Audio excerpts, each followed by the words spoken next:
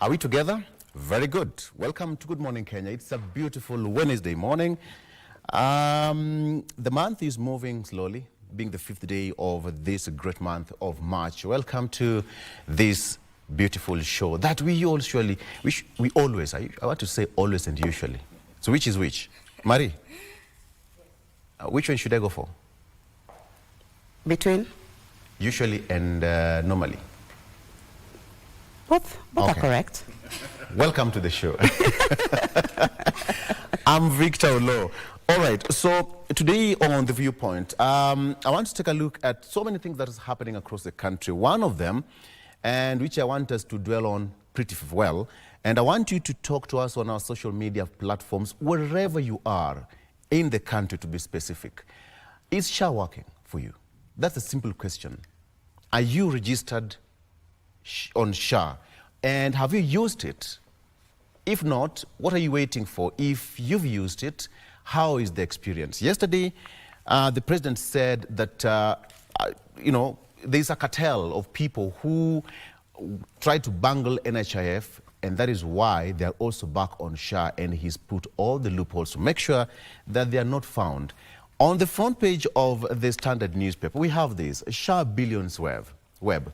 That is on the front page. Mike, what do you have? I have SHA Storm on the front page of the Daily Nation. Right. This is what is captured on the front page of the Daily Nation. Vivian, what do you have on the Star? Well, on the Star, on the top page, we have spotlight on Ruto's teams, confidential expenditure.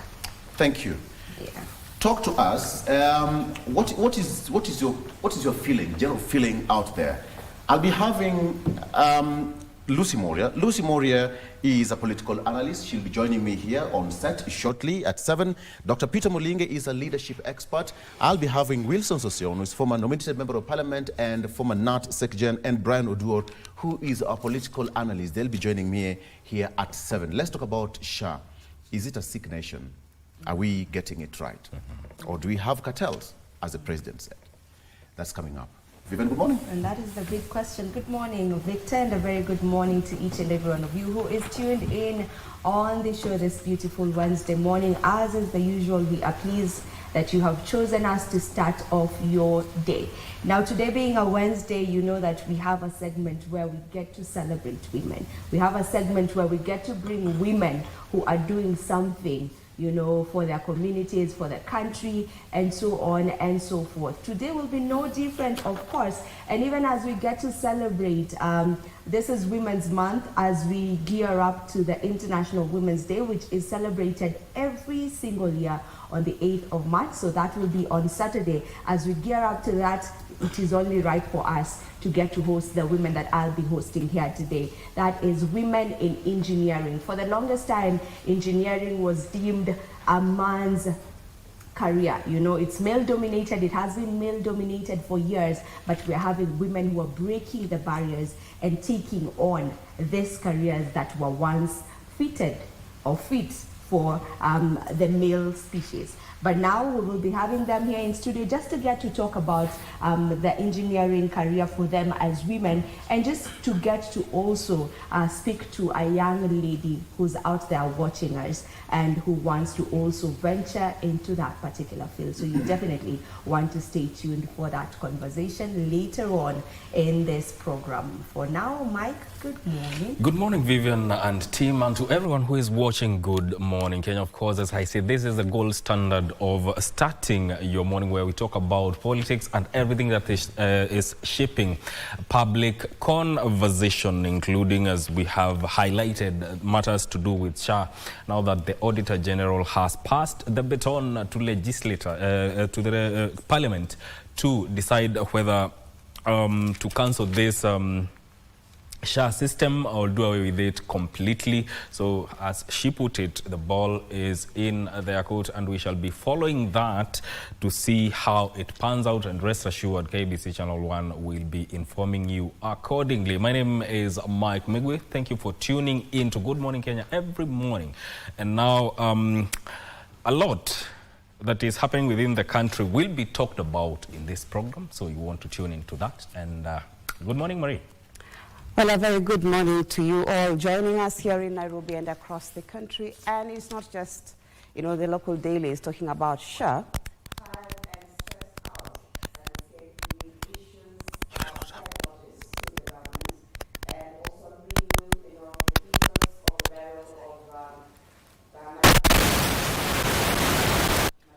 All right. Marie, let me ask you a question. Oh, before I ask you a question. I think there is a rat somewhere in the studio. No. Come on, Victor, don't say that. No, there is no rat. Oh, it is... Don't say that. No. What's up? See, when something happens, they say, panya imekula waya or something. My wire was kulwad by a panya. By a panya. Yes. we usually go by the name panya. Yes. Why? Even where panyas are not. Yeah. I get the point. But again, are you registered on SHA? I am registered on SHA. Have I used it yet? Not yet. Okay. Fortunately, I haven't. Yes, I am registered, but I am yet to use it. You're lucky people, so you've not fallen sick. Yeah. Which is a good thing. Which is a good thing. Nobody Fortunately. prays to be sick. Absolutely. When I look at this, okay, I'm told everything has been sorted. Right. We'll have to cut that discussion. We'll pick it once Marie is done. Marie, are we okay now? Right. We are okay, and nataka uniambie upanya umeiona wapi. Ilipita to somewhere.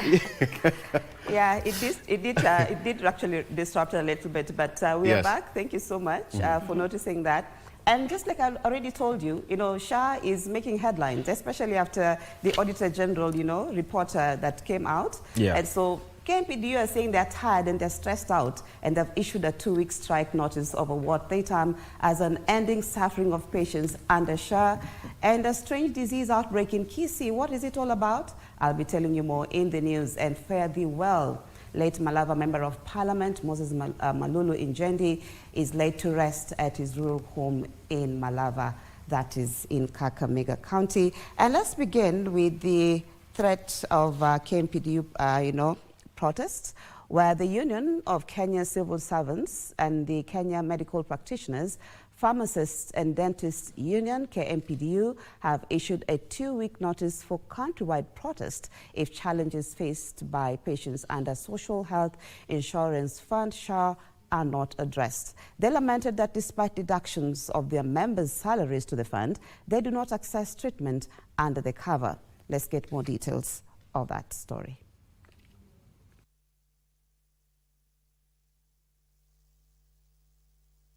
Mostly they're forced to have out-of-pocket expenditures.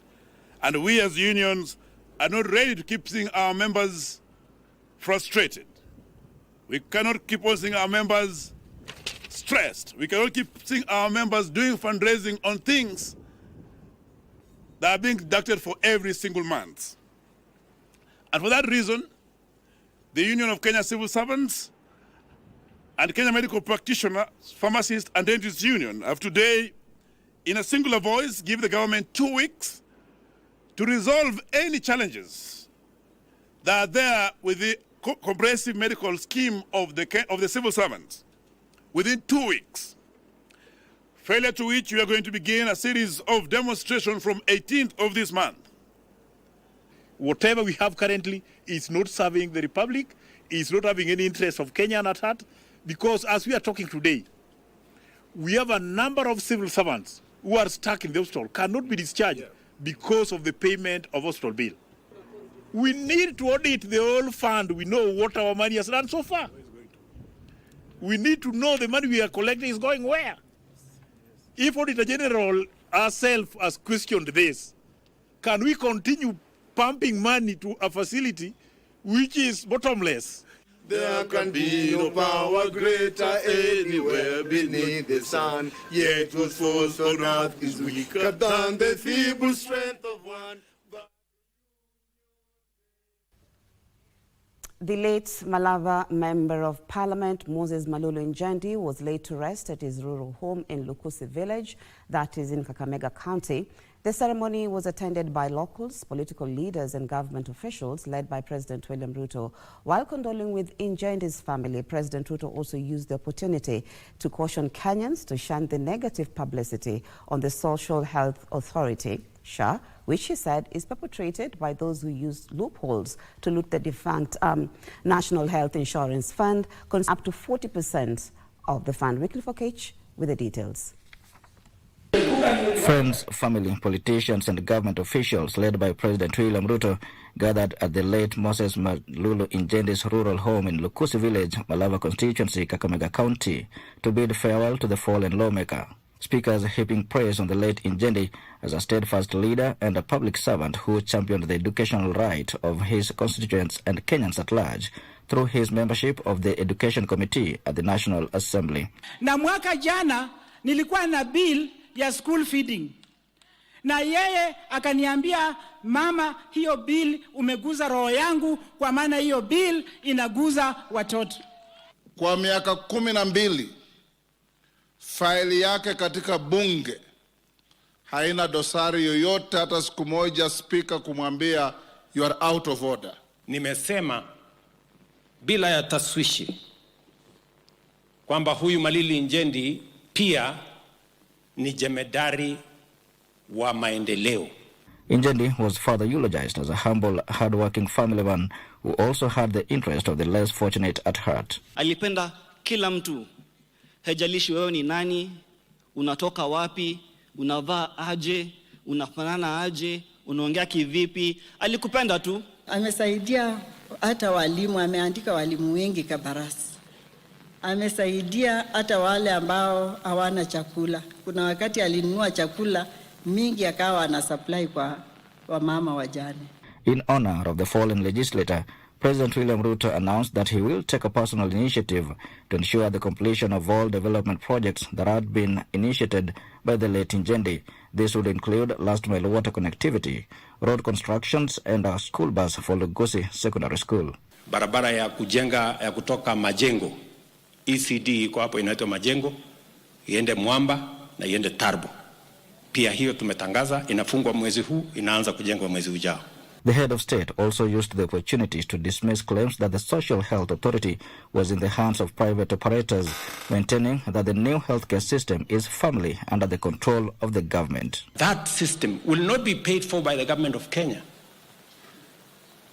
It will be a fee-for-service facility that will make sure that we protect citizens' contribution.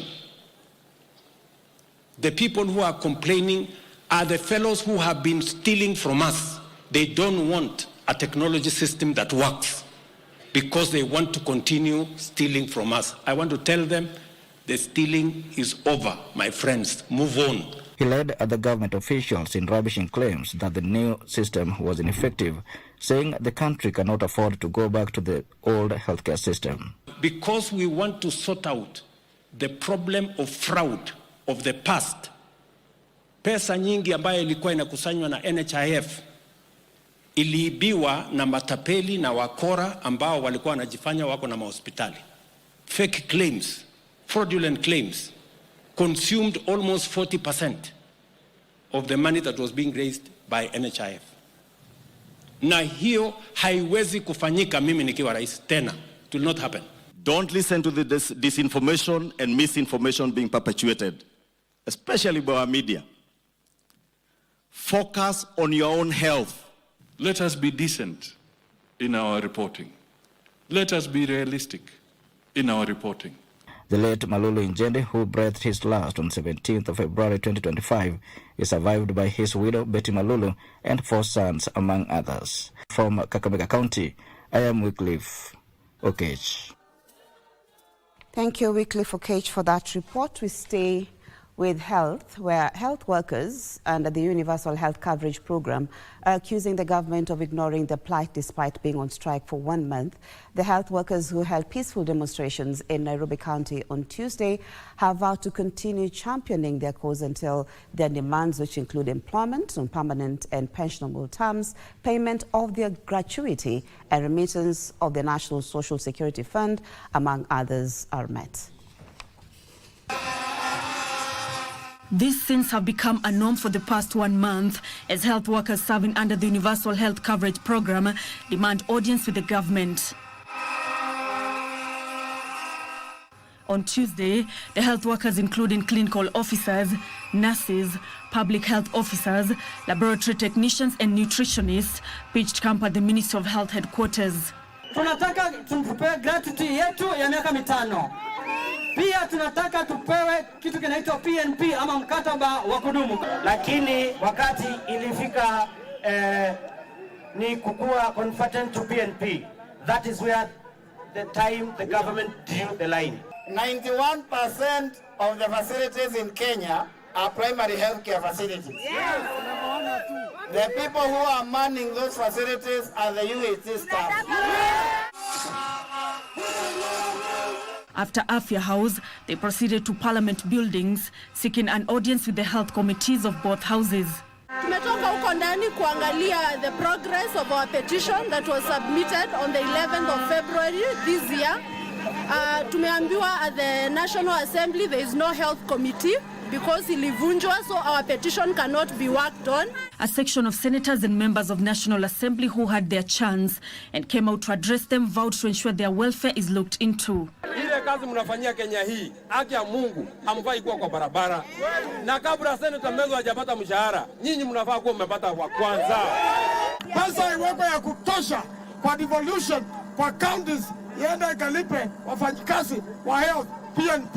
Lazima muangaliwe na tuko na nyinyi. It is not something you are begging of us. It is our duty to work for you. Mukileta petition zote, sisi tunasupport hapa ndani. The health workers are among the over 8,500 health workers employed on contractual terms in 2020 under the promise that they would be absorbed on permanent and pensionable terms, which is yet to happen. Such scenes have become too common on Kenyan roads as health workers demand better working conditions. However, the question remains, is anybody listening to them? Nancy Okware, reporting from Parliament Buildings, Nairobi. Thank you, Nancy Okware, for that report.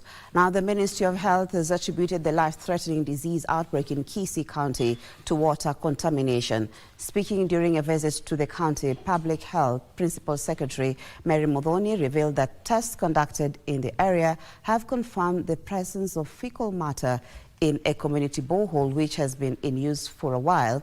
The disease has left more than 100 people sick, with those affected exhibiting symptoms such as high fever, diarrhea and dizziness.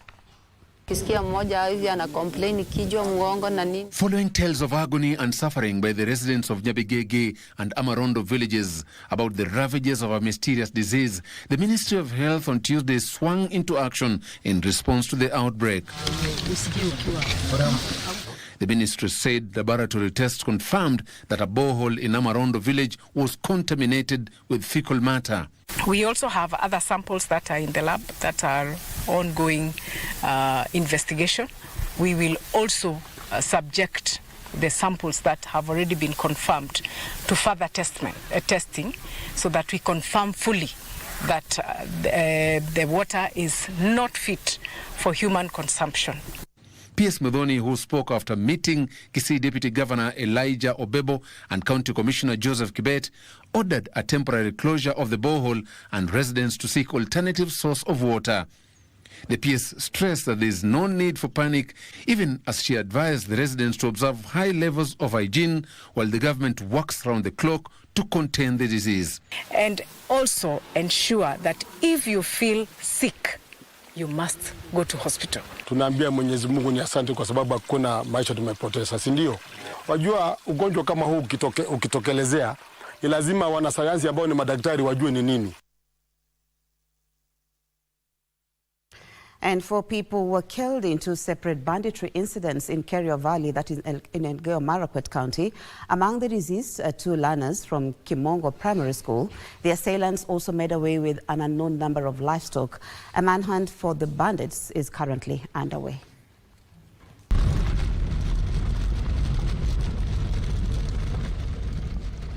Tensions remain high in Kerio Valley sub-county.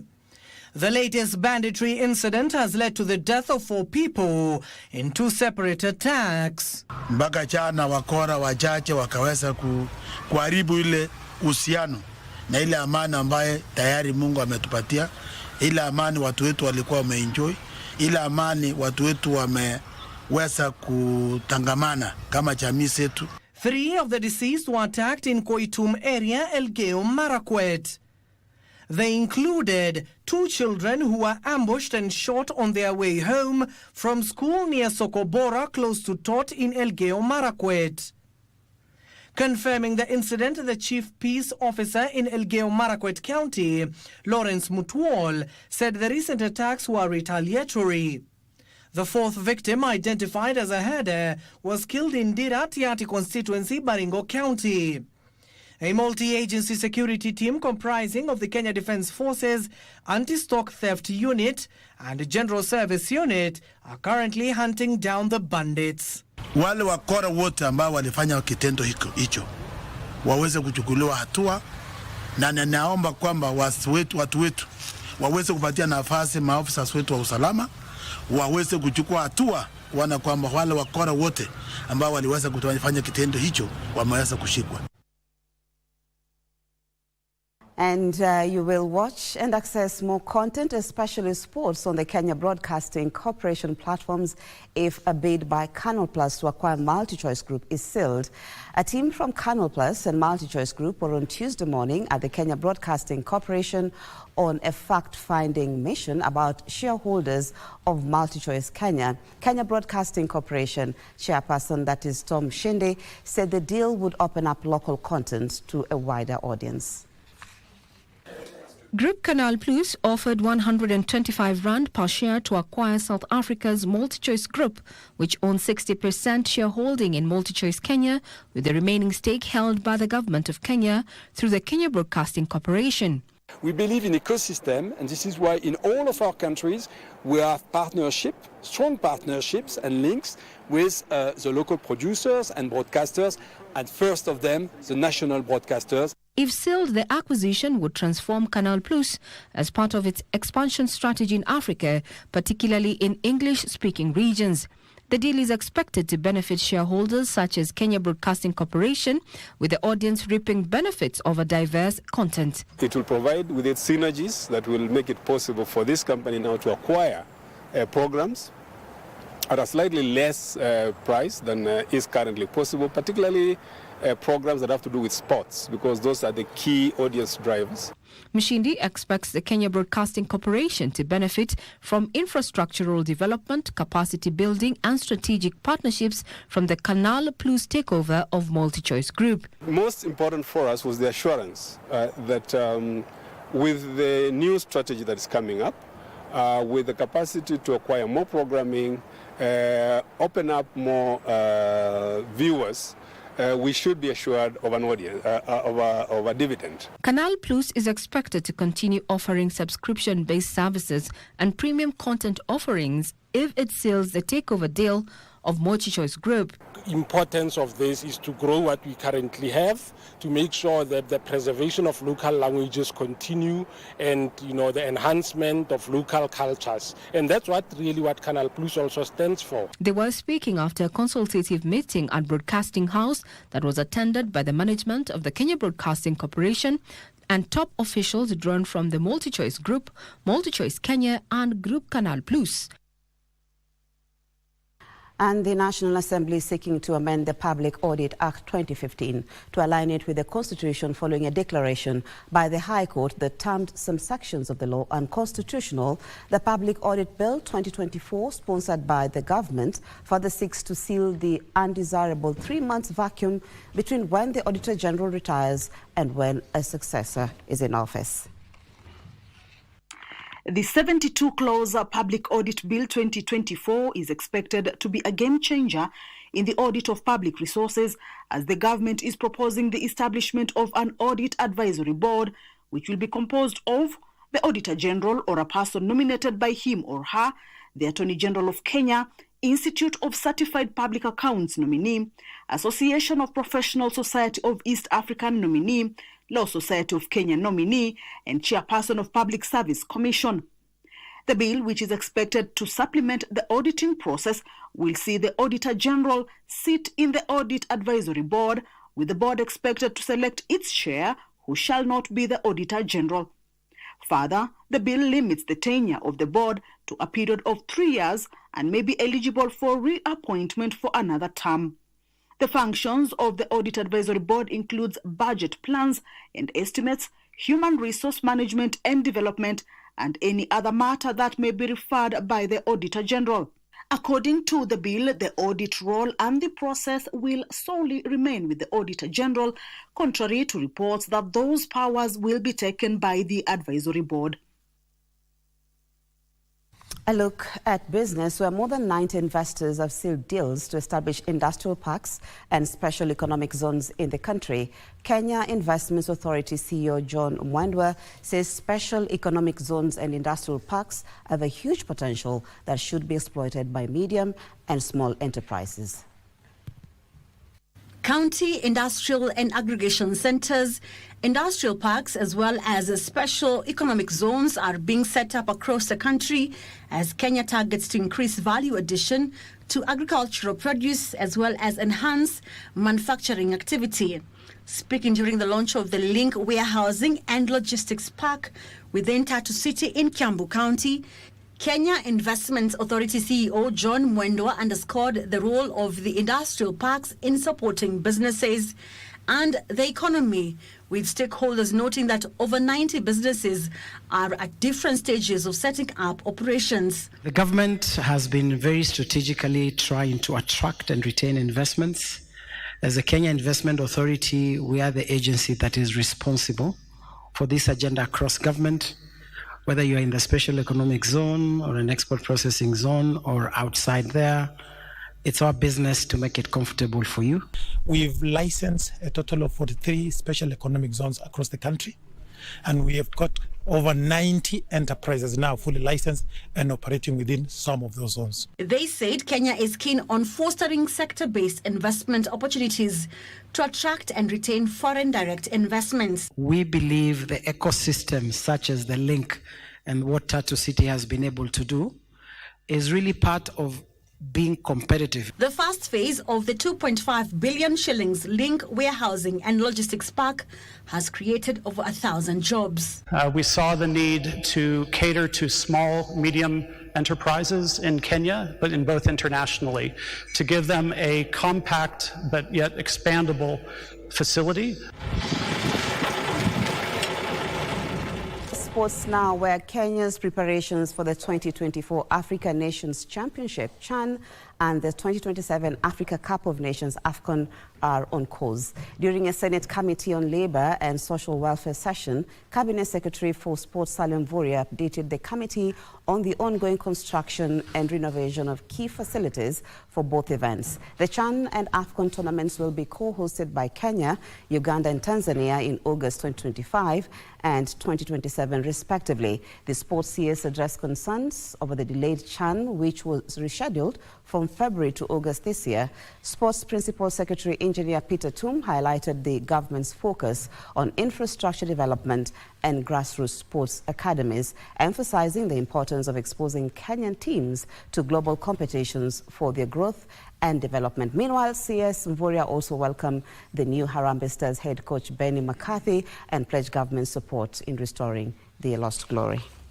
Technical bench, and already we are looking forward to Kenya qualifying for World Cup and also being an impactful team.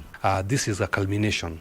The signing of Benny McCarthy and his team is a culmination of the rigorous process we underwent, the discussions we had with the ministry on how we need to revamp our national team, and I'm very happy that we've reached here today. We want to qualify for many things. We're hosting the CHAN and we want to portray a really good tournament, and as the minister has said, we're in it to win it. We want to win it because it's on our home soil, so that is the aim. We've come to the end of the bulletin this morning. Thank you so much for your time. Remember, you can always get more news updates by tuning in to our subsequent bulletins. Right now, I want to give room to my colleague, that is Victor Lowe, with a Viewpoint.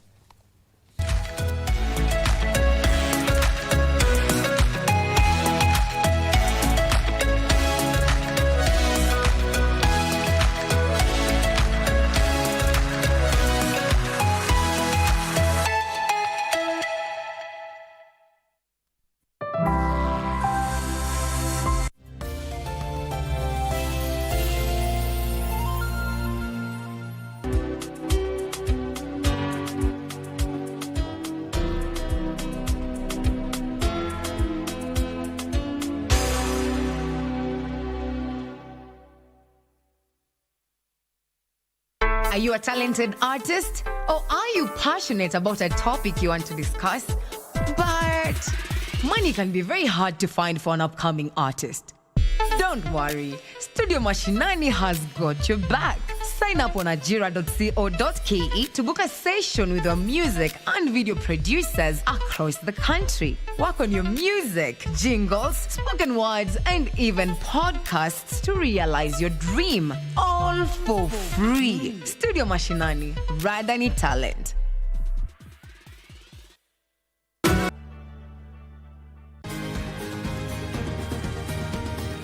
Wellness is important in our daily lives so that instead of just surviving, we should be thriving. Ways to prevent a stroke or heart attack is for you to know what conditions you have by regular checkup. People don't know they have hypertension. People don't know they have diabetes. I was pre-diabetic. I was afraid of getting lifestyle diseases because I come from a family that has lifestyle diseases. How do you know if your cough is due to a serious condition? We'll have some answers. Stay well and strive to make every day a healthy day.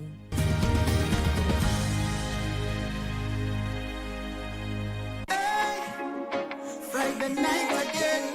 Greetings in the name of the Most High Jah Rastafari. My good name is Marley Moses, the positive warrior, alongside... Yes, sir, DJ D-Rage, the baddest. Each and every Wednesday from 10 p.m. on KBC Channel 1 TV.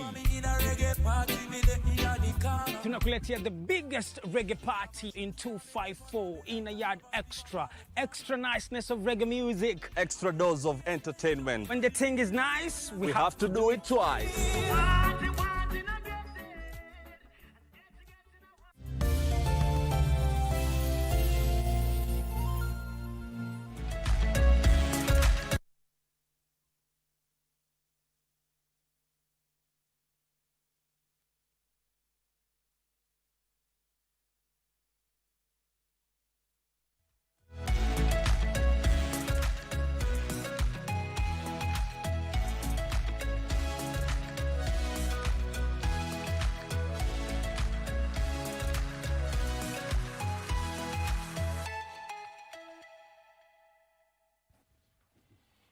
All right, good morning. Welcome back. It's now 4 minutes past 7 a.m. If you are not yet out of the house, please, I beg you to don't leave for almost 1 hour. If you get late for work, tell them that you're watching Good Morning Kenya, because I want us to talk about something that is affecting almost everyone in the country today. And being a Wednesday, you know, is the Viewpoint. Let's get into it and see what is happening. Before we started the show in the morning, I asked a question. How are you feeling about the SHA, the Social Health Authority that is meant to give us that reprieve in the hospitals whenever we go for treatment? Yesterday, the president also put his voice out there saying that that is meant to seal all the loopholes in as far as the cartels who are affecting or siphoning some funds from the NHIF is concerned.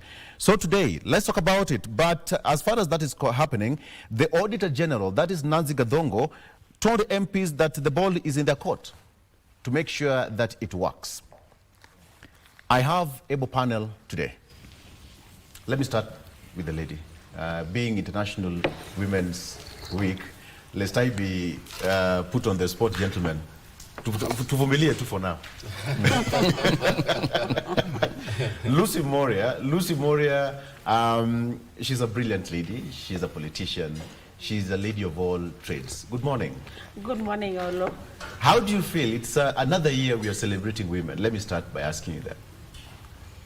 It feels good. Right. But we are not yet there. And good morning, Kenyans. Good morning, Kenyan ladies. I will take the opportunity because the day after tomorrow, I may not be seated here on the 8th.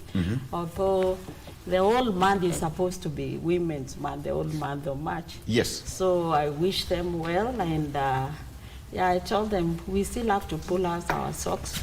We have to be on it. Our voices have to be heard, and it is us who are going to decide that. Yes. Okay. Sosion, sip your coffee.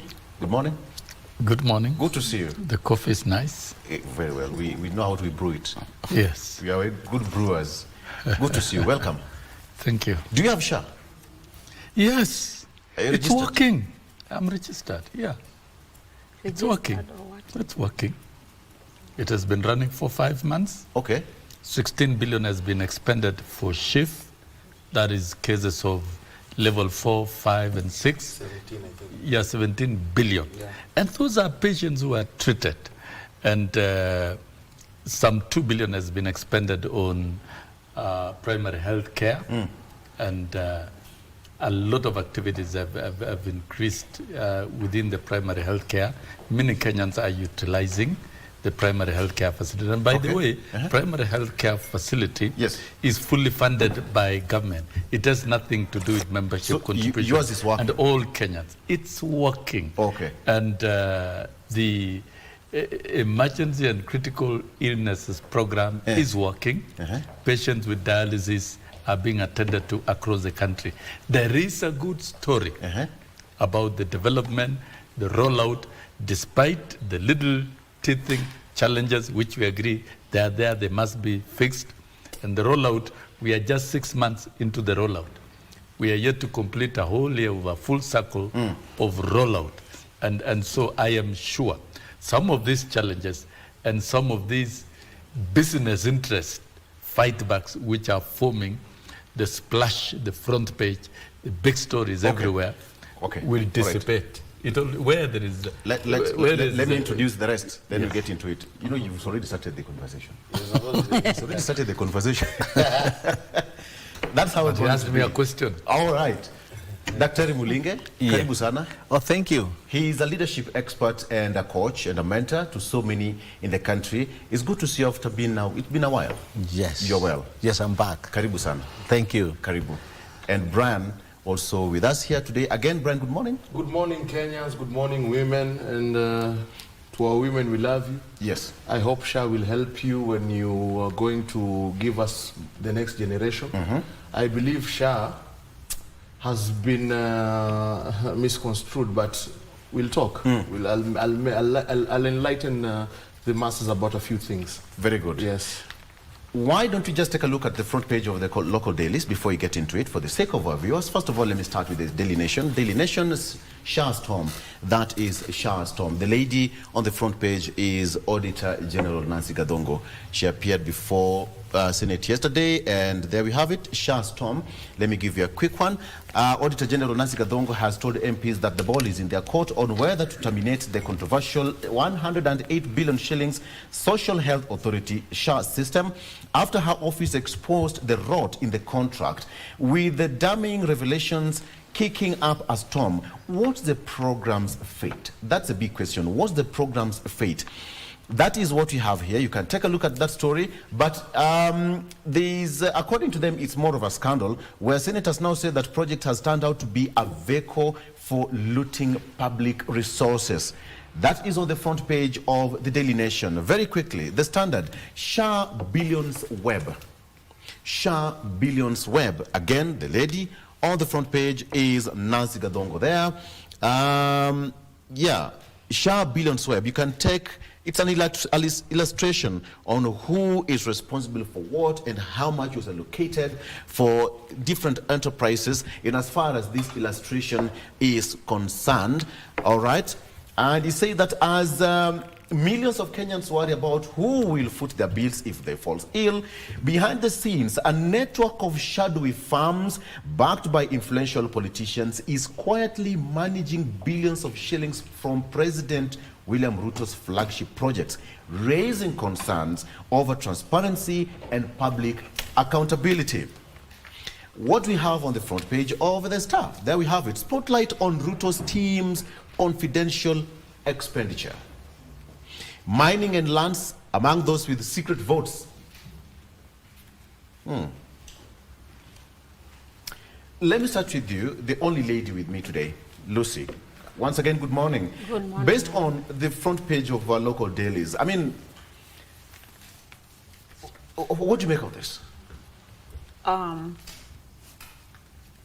Nancy Gadongo is a Kenyan executive, and the Auditor General's office is an official office in our country, and I respect it, including her. And when she tells something, because that is the work of an Auditor General is to audit. Yes. She has been doing that. She has always come up with things. And so I respect, and we have no reason of not trusting what she's telling us. We don't trust the Office of the Auditor General. Who else are we going to trust? Unless then we start doubting the whole government, because that's a government office. It's not anything private. It's not just people coming from nowhere talking about the audit office. It is Nancy Gathongu.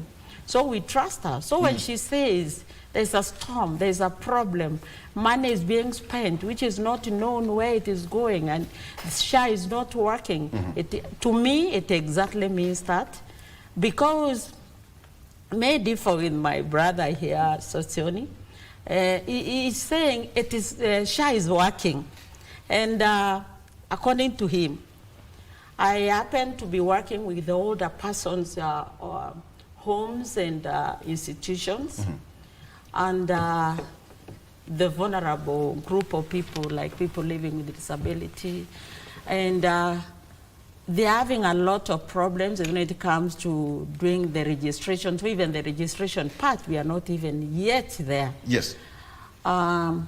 Most of them, I visited a home in Sagana in January. And in that home, even registration of more than 50 older people living there is a problem. They need to have a phone. Most of them don't have. You must register from your phone. I'm glad I got this opportunity to say this. So they are not registered. And those are just a few of the older persons, institutions that I was able to go. And many of them are at home out there, not able even to register. So the question of being treated is not even there. We saw what was happening, the clinic officer who came from Kenyatta Hospital, when the patients were coming. When you're paying, it is okay, it is working. But when it comes to the time now to get the treatment, the systems are not working. It is the same systems, we are told, they're costing the Kenyan person 104 billion. So it is, to me, it sounds like a scam, and it is. But we cannot keep on comparing Mr. Sisioni, late Injendi, may the Lord rest him, his soul in peace. Yesterday I heard them saying the president said it works because his 9 million was able to be paid by SHA. These are people who already have been having a working system. 9 billion? Yes, they have the money as MPs, and it has been working, even NHIF worked for them. So we are like just enjoying the common Kenyan. This thing is not working. We've also had someone, I can't remember who his or her name was, they were to pay 1 million shilling, but what they gotten from SHA was 26,000. So it is just a slap on most Kenyan faces. Yes. Dr. Mulinge, what do you make of this? Thank you so much. First of all, I want to congratulate our only lady here and wish her well as they celebrate their Women Month or whatever it is. When it comes to SHA, I think we've got to accept the fact that there is a problem. And what I would say is that anyone who is in a position of leadership, when they hear there is a problem, the first step to take is to see how can we solve this problem. We cannot deny the fact that there is a problem with the SHA. It is there. I have been talking with so many people, and everywhere you go, every people that you talk to, they will say that there is a problem with the SHA. And I think the best thing to approach this is to ask ourselves, where is the problem and how can we deal with the problem? Correct. You see, instead of burying our head down and then saying that, oh, it's working. The fact is this, it could be working for some people, and maybe people who are close to power. But how about that mama who is down there? How about that young person who is out there? They go to these hospitals, they find they cannot get treatment because their SHA is not working. And I want to say that if it is not working for my mother, then it is not working. Because me, myself, I can go out there, pay money, and get treatment. Right. How about my mother, who is down there in the village, who will go there and being told, come tomorrow? We are going to look for it. So I think when we try to analyze this, what we can say, and I would urge especially people who are in power and who are close to the government like Mheshimiwa, let's accept the fact. Because if you don't accept the fact, you cannot solve a problem. The thing is this, let us accept there is a problem with the SHA, and then sit down and ask ourselves, how best can we solve this problem? And stop saying that it's working. We could say that it is working, but it is a work in progress. 104 billion shillings, 104.8 billion shillings. And when the Auditor General was put to task to explain why this system should not be terminated, she threw the ball back to parliamentarians to act on it. But of course, giving so many revelations at what is happening. When you look at the front page of the local dailies, for example, the Standard, it's a web of who is pocketing what. There's so many companies.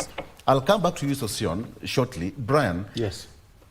Let me give you a minute to also put your mind on this, because when you see the Auditor General, who is mandated to do the general auditing of all the government institutions, giving this damning report, the president said that this is working. So who is speaking the truth? You know, truth can come in many ways, whether it's true or whether it's... you can say something that is true and make it seemingly seem like a lie. Yeah. And you remember a lie can travel half the globe before even the truth puts on the shoes. You need to understand what are user fees. User fees are not something new to Kenyans. We pay user fees on platforms like eCitizen. And user fees are what Kenyans are going to... What the government actually did by saying that 104B does not mean we've already paid that 104B. It only means government has estimated per visit, every Kenyan is going to spend around 50 shillings. Now, if we compile these 50 shillings over a period of 10 years, it will be 104B. What I'm trying to ascertain is why the Auditor General will make it seem to the public and all sundry that money has already been used towards the digital platform. Remember, these digital platforms are outsourced. They're private, like eCitizen. Yeah. And it's somebody's invention. We are not communists. We're capitalists. So they get paid through royalties. Why did she fail to highlight the fact that, hey, we are planning as Kenyans to spend 104B on access on the digital platform? Why did she make it seem as if you've already paid? We have to ask ourselves, who stands to gain from this misinformation? Did this lady visit Wamunyoro, perhaps? We understand, you see, politics, you see... Why? No. It's a question we have to ask ourselves. This is not connected to Wamunyoro. I'm just saying... SHA affects even my local village in Nyangonga. I'm saying, I'm not talking about SHA now. I'm talking about misinformation. Who stands to gain from it? Because this is obvious misinformation. I'm trying to link the link. I'm not trying to link anything, but as Kenyans, we put it out there. You know, politics, foolishness is not a handicap in politics. And sometimes people get to desperate times to do desperate things. This is clear misinformation by somebody who knows the facts. User fees is not payment. There is no receipt showing that Kenya, as a government or treasury, has forked out 104B and given it to somebody or a private entity. What the government did was become transparent enough to let the people of Kenya know, hey, is this price too high? Should we take this deal or should we source for another deal? somehow it has been misconstrued to the fact that I'm never on the side of Sosion, you know this. But I have I have to stand on the side of truth, where if we want to now put a whole nation in panic, and let's talk about SHA.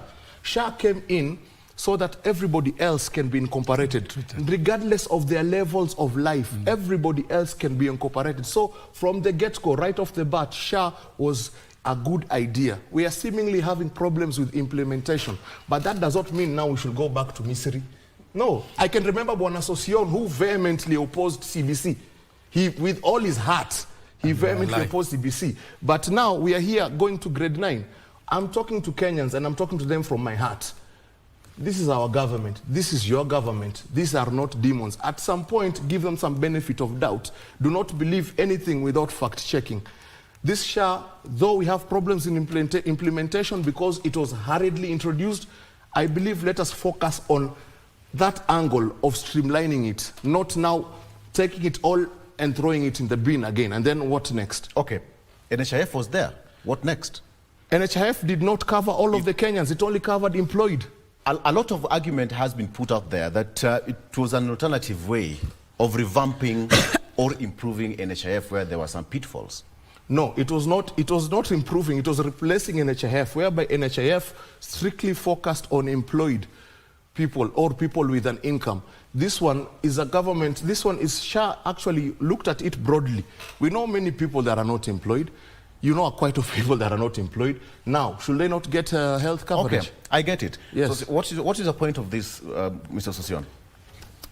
Now, I think we engage in unnecessary and uncalled for controversies, some of which are triggered by sensational reports from the Office of the Comptroller and Auditor General. And this is causing unnecessary confusion. I agree, a new program has challenges. The government has not said there are no challenges. There are challenges, but we must all work hard to overcome the challenges and make the system work.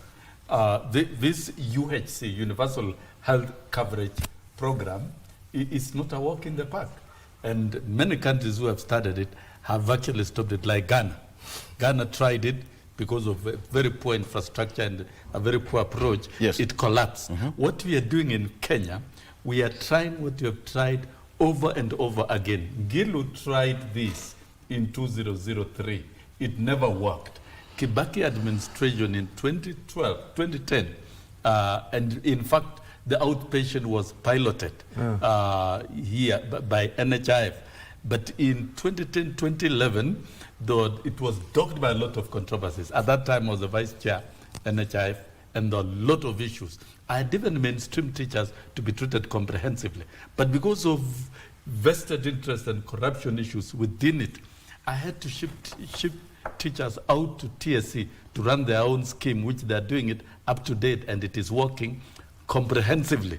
So I think what the Kenya Kwanza administration has done is to take the bull by the horns, to say this thing, we must do it, and it is for all Kenyans. That is why there are 4 acts.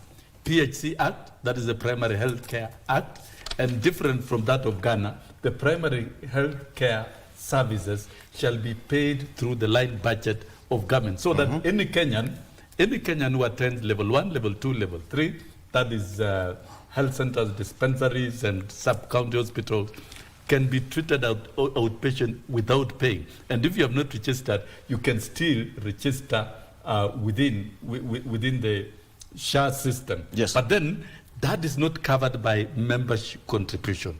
And then there is the shift. Shift relates to treatment at level 4, 5, 6, and that's basically admission and the general illness. It is what NHIF has been doing traditionally. And then lastly, emergency and critical illness fund. Those are cases of ICU. And in fact, as a progress of SHA program, this month of March, the enhancement of ICU will be increased from 4,000 to 28,000. And that is a work in progress. And within the critical illnesses, the dialysis patients across the country are receiving free services. And you can imagine. It sounds rosy. It sounds rosy. No, it doesn't. I'm accounting what is happening. I get Victor, you. Victor, I get allow you. me. I get you. Allow me also to put. Just putting it this way. The thing is, what you are telling us is the processes and the benefits that is in SHA. Let me touch. But the problem is the implementation bit of it. Let me touch. All those services are in SHA. Implementation. We are talking about the implementation. That is the problem. The problem that is in the front page, the problem that is everywhere, is within one act called Digital Health Act. Then why is it not being implemented? And why was the Digital Health Act introduced, which of course requires regulations, and it's about procuring a service provider where the user fee is going to be paid. And let me tell you, the Ministry of Health does not hold the communication infrastructure. It is held by Safaricom and other investors. And that is why you need to procure such services. But then that is not going to be budgeted within the exchequer. No. It is not. It's going to benefit from those who will be using that particular infrastructure in place. But to magnify, to look like some money is being lost, and to sensationalize. And let me tell you, Victor, I worked at NHIF, and we've seen what has been happening at NHIF. Corruption fights back. Those who have been benefiting in terms of billions would like the SHA system to collapse. Okay. So that we revert back. Okay, to the dining table. I hear you. Of NHIF. I hear you. But then I don't think even this story is worth being on the front page. No, that is okay. That one now you're. Wait a minute. It is not what. There is a fully fledged media. They have got the editorial policies. That report. Don't make me regret defending you, Sophia. You know. That report of there the is a fully fledged. Listen, and all these things came from the president. Even the president defended all this. Listen. And these are two editorial policies. I don't think he means to say he shouldn't be over there. The thing is, they should be over there. The thing is, they should be over there. Okay, let's agree it is there. Yeah, they should be over there. Forward. Can I put my question to you, sir? If SHA is not working, then why should it not be stopped for the implementation process where the gaps are? That is now the objective, to stop it, to pretend that it is not working. When 16 billion shilling has been spent on SHIV, those are patients who have been treated. When 2 billion has been spent on PHC at the outpatient, and we can see increment in activities, those are patients who are being treated. Let's take a break. When we have dialysis and other critical cases being attended to, which has never been attended to by any insurance before. I don't have coffee. All of you have coffee. Are we saying sick Kenyans are not being attended? I need coffee. So those making a lot of noise are those who have not been sick. Let's take a break. People who have been sick. We'll be right back. We'll be right back. I did have my coffee. So soon you have your coffee. I don't have mine. We'll be right back with more. Stay with us.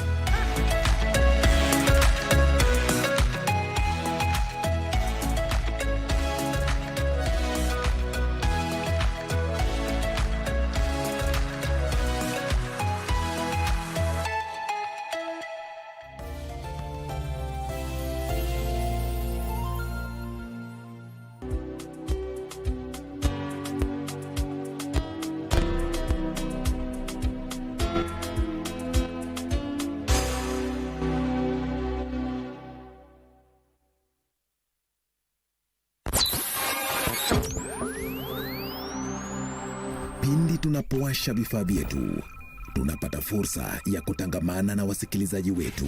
Karibu sana thĩinĩ wa tabarĩra ya Rwiga. Tunapeperusha utangazaji uliobobea katika habari, nĩ ũndũ wa macio na mangĩ maingĩ, burudani, haha nĩ harĩa tũkoragwo tũkĩigua nyĩmbo mwaki nyĩmbo hoda na hamasisho la kiroho. Usiachwe nyuma. Jiunge nasi kwa safari ya kufana katika 99.5 FM. Shoro FM.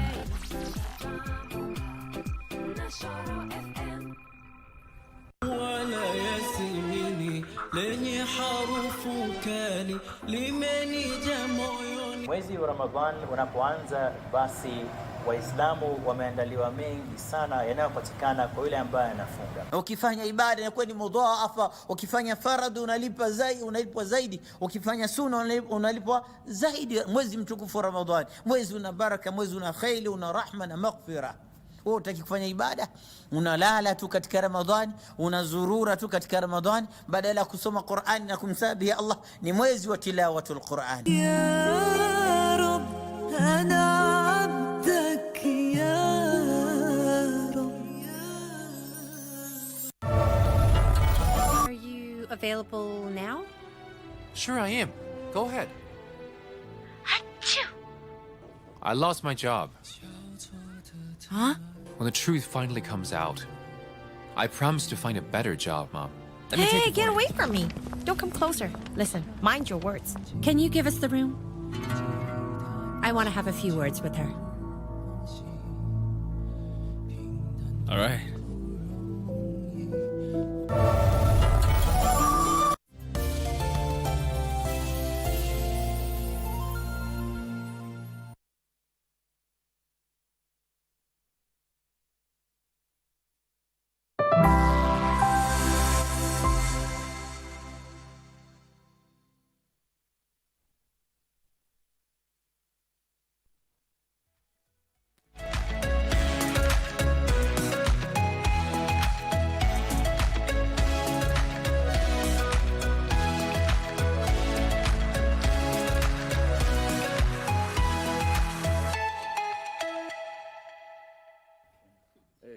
Okay, continue. Welcome. Before she continues, before I continue, let me. I'd like to state okay, this. Welcome back. I'd like You to had state your this time. uncategorically. You had your time. I agree that SHA has a problem with the implementation. That I do not dispute. I'm in concurrence with most of the people on this table. Okay. What I am disagreeing with is misinformation. Let the truth be told truthfully. You do not have to put the whole nation in a state of panic. That's the only thing I'm disagreeing with. All right, very well. Okay. Is there panic? I would not call it misinformation. This is a serious Auditor General office, and we cannot just trash them. We cannot just intimidate the office. This is a very serious office. Human beings, not angels. No. Yeah. But we cannot Human just. Human beings are known to be corrupt. We need to stop being defensive. If SHA has challenges, it has challenges. If it has a problem with implementation, Lucy, can I ask you a question? Can I finish, please? Let us now you're confusing. If it has challenges, SHA has challenges. If challenges are there, we cannot say something is working. Before this, a few years back, we under the universal health care coverage, we had pilot counties, like 5 of them, and my county was one of them. There was Isiolo, Nyeri, Kisumu, and Machakos. That was piloting to see if it's going to work. It never worked. It never went anywhere. If you go to my county where it started, there's nothing that shows no one is even interested. SHA has challenges. Listen, I agree. Can I finish? Okay. Did I interfere with when you are talking? Just let her finish. Yes. She's going to lose a trail of thought. Yeah. Okay. you see the so the challenges are there. The wrong thing it is to be defensive. When something is not working or something has challenges, you accept, because how do you solve a problem that you do not accept there is? You must say, yes, it is there. And what was the hurry about? If you were not ready, why were you so much in a hurry? What was that much wrong with NHIF, which has been existing for so many years? All of a sudden, within a year, it must be implemented. Why use the word must? This is a country where people need to give their opinion. And this is the time for the opinion. When people are saying it's not working, this is the time they are participating, because even there was no participation done. So if they are saying it's not working, who are we to say it is working? If it has not worked for many people, the whole country cannot be crazy. Gadongo cannot, Susan, Nancy cannot be crazy. The receipts to cannot where the government be crazy. Paid 104B. Why are we forcing a system that is not working to Kenyans? If Kenyans are saying it's not working, it is not working. If I say in medical terminologies, we say when someone is saying I have pain, who are you to say there is no pain? You don't know the pain that I have. What I'm saying, do not compare. If it is working for a few people like Sesoni and you, maybe Oduor, you and Sesoni, you are together on this. I'm talking about 104B. Telling Kenyans Don't that it is blanket it. working. I was just talking about all the people he was talking about his mother in the village. We can show you people. We can I can even give you pay. names of We people. can even pay for our insurances ourselves. We can buy medicine ourselves. There are those people who are vulnerable. Please, can you stop interfering? I beg you. No, please. we cannot allow you. No. This is now intimidation. We cannot allow you, Buana Victor. This is not intimidation. I'm talking to the Kenyans. You are saying that the Auditor General is right. Yes, he is. In saying that 104B has been spent. Yes, because this is a Where is that Kenyan 104B office. that has been This spent? is What are user fees? User Brian. fees. Do you pay user fees beforehand or afterhand? Brian. Why is she defending? What's wrong with this now? Okay, I'm calm. Listen. Victor, if I may say something. Can I finish what I was saying? Just a minute. He has even now interfered with my thought system. Lucy, good morning. Yes, good morning to you, Olo. When I say something, that is my opinion, and we are coming here to share. Allow me to do this. We are tunachambua gazeti hiyo. What is my thought? What do I think about that? Gathongo is correct. I'm the one. Let the parliament, like Sosion said, let them discuss and tell us, no, it is not okay. I am moderating the show. And so even the director is getting confused on which camera to pick. The director is getting confused. Let's get it slowly. Olo, can I say something as we continue? But why would people interfere when I'm saying yes? I think, Doctor. I think as we sit on this table, we've got to understand that we are leaders. Yes. That is the bottom line. There is no need of behaving as if we are heckling. Let us be people of sober mind. Listen to people. And listen to people. Yes. We are leaders, and the world outside there is looking Watching, at us. yes. And they are going to judge us. So the thing is this, I might be having a different view. She might be having a different opinion. Let us, leaders, learn to accommodate one another. Okay, now I hear you. So, Dr. if I may just ask this, right? When you look at the entire system, and yes, Mr. Sosion was in NHIF way back then, right? Yes. And he has actually put it that there were some challenges even with that one. But over time, some of these challenges, either they were being fixed, and some which were not properly fixed were dropped. Am I right? Or how did it happen then? Now, you know, we tried rolling out universal health coverage. Yes. It never Just worked. a background before he responds to that, kindly. Yeah, I have given you the idea of UHC started in 03. Yes. It never worked. There was a lot of resistance, and it was difficult to identify the source of money to operate. And at that time, Charity Ngilu wanted all the public servants to lose their medical allowance so that the medical allowance can be used to treat all Kenyans. Yeah. That one was not allowed. Yes. In around 2010, after piloting because UHC cannot work unless you have a very efficient outpatient system. And that outpatient system was dogged by a lot of controversies, corruption issues, and it led to the removal of the chair NHIF, the CEO, and the entire board, and the whole thing collapsed. And Kibaki administration discarded it. Uhuru administration thought about it, and they never implemented. Now, it is the Ruto administration that actually put it in its manifesto as a pillar, and now it is being implemented under 4 bills.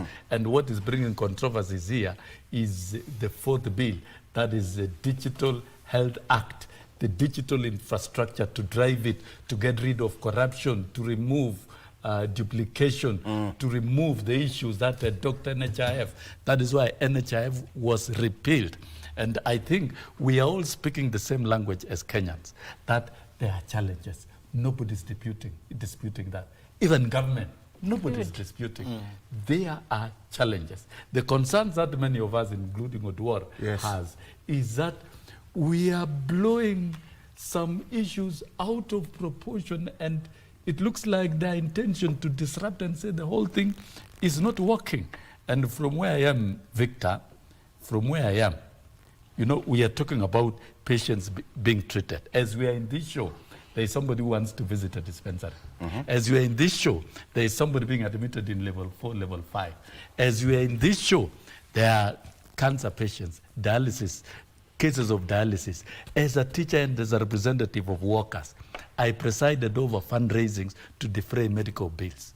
And when that thing flopped at NHIF, I took teachers for their comprehensive medical cover because we could not stand teachers suffering through fundraisings and the rest. And they seeded their medical allowance and grouped it to a major medical insurance, which is working up to date. And with the advent of SHA, I can give you testimonies because I talk with teachers. And I have one case here, and an executive secretary is telling me, on SHA, it is working for most cases. I have seen SHA do the following for my teachers.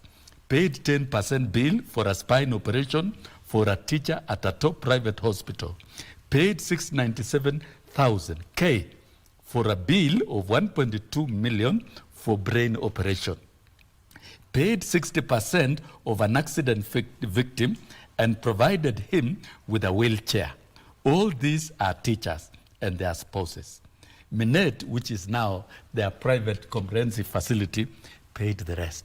What are we talking about? When we started rolling out UHC, patients who have been sick and who have gone for services have been treated. Now, going forward, implementing all these programs, including the digital infrastructure network, we don't need to create a lot of confusion. Fight back and forth. But we need to identify the real challenges. In the counties where the piloting was done, that is Isiolo, Nyeri, Mombasa, and Kisumu, what are the lessons that were learned that needs to be done here? Very in good. fact, I've looked at the rollout of this also raises some questions. Because we need very serious leadership in the rollout. And the leadership, the leadership should even the only thing that I really want us to talk about here right now is this. What are we doing with the facilities? What are we doing to help people treated? That's what you're saying is very good. The question is, why were we in such a hurry that it could not have been gradual? Let me answer. Let me ask you. Let me answer that one. Let me ask my question. Yes. Because one, if all these other processes went through piloting program, why were we so in a hurry to put SHA into effect without a pilot program? I think that's the biggest question that every Kenyan is asking. Why was the hurry? The hurry was in there. No, just a minute. Was it for the purpose of achieving one's agenda? Because look here, this would have been, remember, NHIF has been there for years. Yes. And the transition needed also time so that people can migrate efficiently when people are not affected. But it looked something so weird that you wake up one day next month, you hear that you can't get treatment, you have already paid for your NHIF, and then you are here, you are brought into SHA, and then the question that Kenyans are asking, and I want to make it clear, why was the hurry? What is it? Why really did we run? Allow me to answer that question, please. 1 year is not enough. It should have. One thing I want to say that we are not saying it's bad. We are not opposing it. But I think, as Brian is saying and as Ocean is saying, that the implementation part of it, and let me tell you, if anything fails on the implementation, then it has failed. It has failed. Yeah. And the other thing I want to say is, the office of the Attorney General is a constitutional office. Auditor General. Yes, Auditor General. Yes. Is a constitutional. And I don't think we can rubbish the information on our daily newspapers. The problem with many leaders, they don't want to accept the truth. Yes. And the healing can only come when a leader accepts, indeed, there is a problem. Now, let us know how to solve this problem. But if we continue blanketing the problem, if we continue defending the problem and saying these things are all right, then we are failing as leaders. And this is what I want to say. I want to say that let leaders, Bwana Honorable Sosioni, let you know the people out there, they have more questions than you guys you are giving us in the parliament. Okay. About SHA. And some of these problem, I'm telling you, they are affecting us. He asked a question that I believe deserves to be answered. Exactly. Yeah, I'll come back to you, Brian. And says, why the hurry? Yes, but you can tie it with this one as well. Yeah. On February 20th, that is just last month, private hospitals announced that plans to suspend social health insurance, that is SHA, from, they cited so many issues, to start with NHIF arrears and an unworkable outpatient reimbursement model and government inaction to addressing persistent challenges. That was coming from RUFA, all right? So you find that the problem they were looking at was some of the teething problems, the current challenges that you're facing. Either outpatient reimbursements, there was no money coming into the accounts. So a patient would go to a hospital, but you told, you know what, you've come with your SHA, yes, you're registered, but you don't have money to work on this. Go ahead. Well, before I address that, I'll start from the beginning because there are questions that were thrown out. The rate of unemployment in Kenya is around, I think, 35%, I think, if I'm not wrong. I can't get the exact figures. Youth unemployment. Youth unemployment. Is at, around 48%. Yeah, around 48%, even more. Now you're asking why the hold on. It's not a shouting match. Now you asked a question about a daktari, and you said why the hurry. These youth people, they get sick. They need to get treated. Most of them in their young escabates get infected by various diseases, including STI. Most of them do not have a good background, like Madam Lucia said, we'll pay for ourselves that health coverage, Jubilee insurance. No, you have to think about other people. So why the hurry? Because Kenyans, because there is a need of empathy to help these people do whatever we can to try and salvage the situation. Where Madam Lucy can take her card to Aga Khan and get treated. There are some people who do not even have NHIF. Do you know there are some people with no coverage at all in this country, and their numbers were alarming? So yes, that's the hurry. As I proceed to what you've asked me, what the private hospitals are saying, it goes in tandem with what I'm saying. Implementation process, yes, there is a problem. And these are some of the symptoms that arise from the problem, the sickness that is lack of proper implementation. Was it hurried? Yes, it was hurried. Was there a sense of urgency? Yes, there was a sense of urgency. But all these people that are vehemently and viciously criticizing the project are not offering any other solution apart from go back to NHIF. Are we serious with life? Yeah. Let's talk. Let's see what's happening. Come up with ideas. If you don't have a solution, you're part of the problem. Don't come to TV and tell us now you have your card, so you can pay for yourself. You don't need that. You don't need some people. What would be a quick fix? The quick fix is this. My point is, if we're to sit in that round table, right? Advisors and all that, what would you tell them that would work for all of us here and probably somebody out there watching this and really wants to get? What would be your big advice? My big advice is holistically. Nothing good comes easy. Even nations don't come easy. The democracy we are enjoying today took a very long process, and at some point it was very hard. Let us have a proper mindset of knowing that we are not going back to misery. We are going forward. Let us put our strengths together. Yes, criticism is allowed, but criticism without solution, that is heckling. So what would be your advice? What would be your solution? My advice is get the proper experts. The ones that are inside there have proven to be people who are kind of incompetent. You've given them enough time and you're still seeing the same problems. Get other experts. Bona Daktari here, I can volunteer him. I've seen his CV. He can bring some soberness to that. But you cannot bring people to there who are going to say, I have my Jubilee card. You guys can face yourself. Come on. Oh, thank you. On national TV. Thank you, Brian, for giving me a job. Yes. but then again, when you look at the whole thing, again, let me go back to what... And I wish I get it. I wish I get it. You will get it. Yes. Actually, I've not had way forward from Brian so far. There's no way. That's what have you not heard what I've said? There's no way. Have you not heard what I've said? Unless you do not understand English. No. There's no way. Brian, stop demeaning your feeling. No, I'm saying because two people have understood. The thing is, okay, what? Because I asked a question. Which have answered? What did you not understand? Yeah. There's nothing I didn't understand. Okay. What I'm saying is I'm totally agreeing with what Sosioni actually is saying.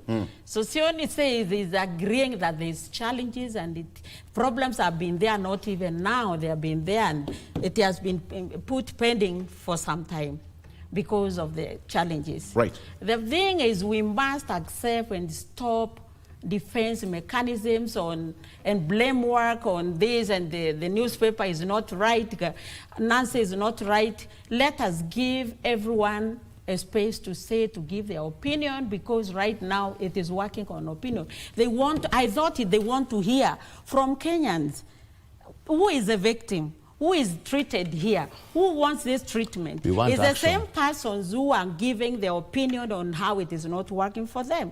Yes, it might have worked for some few. The way it was working, NHIF was also working for some people. Right. So we are not saying that, we are not saying it won't work.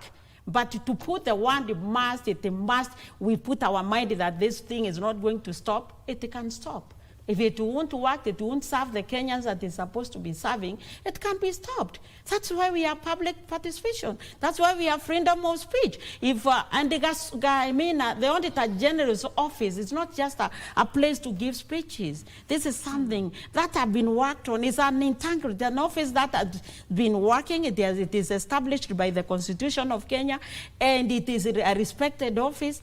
If the money, as when you say some people have been stealing NHIF, why are they not in court? Why were we not told those people who were stealing then? Was the stealing the reason why we were so much in a hurry? Okay.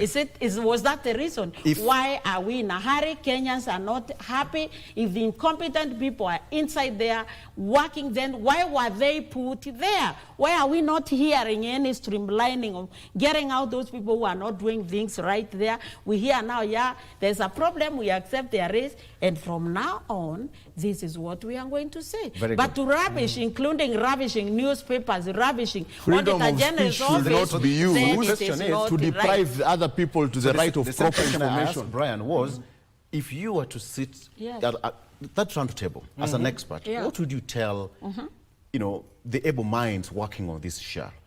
What I would say, I say SHA is a great idea. It is. Especially when it comes to NHIF, everyone did not have NHIF. I totally agree on that. But the thing is, why are we in a hurry? We are talking about this one for CBC. It came gradually, Of course, criticism will always be there. Anything new, any change is not easy. Any changes will always be opposed. So what we are saying is, instead of just trying to feed a kid who is supposed to be winning, one day the kid starts eating ugali, and one day you must eat. We cannot do that. So it has to be gradual. It has to be gradual. As the people die and she uses a Jubilee card. But then what do we do? I don't even keep on saying I have a Jubilee card. You said you have your private insurance card. So let me finish. It's recorded. So what I'm saying, you wanted to hear that what I would advise, let it be gradual. Let the people's opinion be listened to. Let us not just, let the parliament discuss this report of Nancy. Let us hear from exactly. Instead, if she's having controversy, she's trying to demean maybe the government, let us hear the report will be discussed. The government, the MPs are the people we have elected. These are people we're expecting wachambue hiyo vizuri, waambie wa Kenya, tumeona she's right or she's wrong. But not just from looking at the newspaper, we say she's wrong, she's trying to create an impression. I don't know Wamunyoro. Why would Wamunyoro even come? We haven't just looked at the newspaper. We know, we've read the whole report. Brian, let's listen to Dr. Kidogo. All right. Sitting on that round table, yes, your opinion, your keen advice in 45 seconds. Go ahead. Get the right people sit on there. Experts. Yeah. And implement this idea. Let me tell you, universal health care is the best way to go. And it's a good thing. If all of us, if somebody can walk to the hospital and get treatment, that would be the game changer of our country. But then the thing is this, and I really don't, there is something that I think was mentioned about there were a lot of cartels in NHIF. And the corruption was there. And they want to deal with those. Have we had any people who have been persecuted, brought to court? Because you see, have we had that? Because they were stealing. So it means that even if now there's those people, they are migrated again to SHA, and they will continue looting and stealing. So the thing is this, let us bring, and if I would want to say to the leadership of this country, let us bring experts to implement this program, and then not to bring in our political allies, maybe our friends, to implement this. Let us bring sober-minded people who want to change the future of health in our country. But if we continue bringing people who actually, because he's my cousin, he's my brother, he comes from my tribe, we voted for me, it won't work. They will steal, and the Banasession, you will never take them to court because he's my brother. If I am seated there and I'm passing this bill, I will not take my brother because he voted for me, he sponsored me to become an MP or to become whoever I am. I will never take him to court. Let us bring experts. Thank you. Sosion, before we take a break, sitting on that round table, having that past experience on how this thing, you implemented some of these things, even in the past, what would you tell them? But of course, understanding these are different system altogether. Yeah, it's a different system, but it's the same thing being implemented. We want to treat all Kenyans. That is key. And the issue of that we are being in a hurry, I think I politely and respectfully disagree with that position. The urgency to treat Kenyans is great. Yes. Yeah. Are you going to tell a dialysis patient to wait for 1 more year so that we can organize dialysis? Are you going to tell even a gonorrhea patient? Yeah. So if you tell that to a sick patient, because I had this experience with teachers, majority of those who are complaining are those who are not sick. But the teachers who were sick, when we facilitated their treatment, both locally and even international, those who were evacuated, eventually the story fell in place and people accepted this is a good thing, let us make it work. And today, Victor, if you try and remove the comprehensive medical cover for teachers, you will see a protest that you have never seen before. But when I was starting, and when you were starting, I was demonized. So I think what we need to do here, let's agree, it is time for us to have UHC. There was a transitional period of 1 year, October 2023 to October 2024 to commence. That was a transitional period. So that then we ask questions. What was done and what was not done? Did we put in place the digital infrastructure? If it was not done, why? Those are the questions we should be asking. Can I ask a question? No. Allow me. Allow me to prosecute. Don't disrupt. So, can I come back with you? We take a quick break, if you don't mind. Yes, and then I'll conclude. Exactly. I also want to fill your cup. But remember, we also have our phone line. Is also on Talk to Us from whichever part of the country you are watching, or even across the country you're watching us from. Talk to us. Our number is on the screen. That is 0716 10 3301. 0716 10 3301.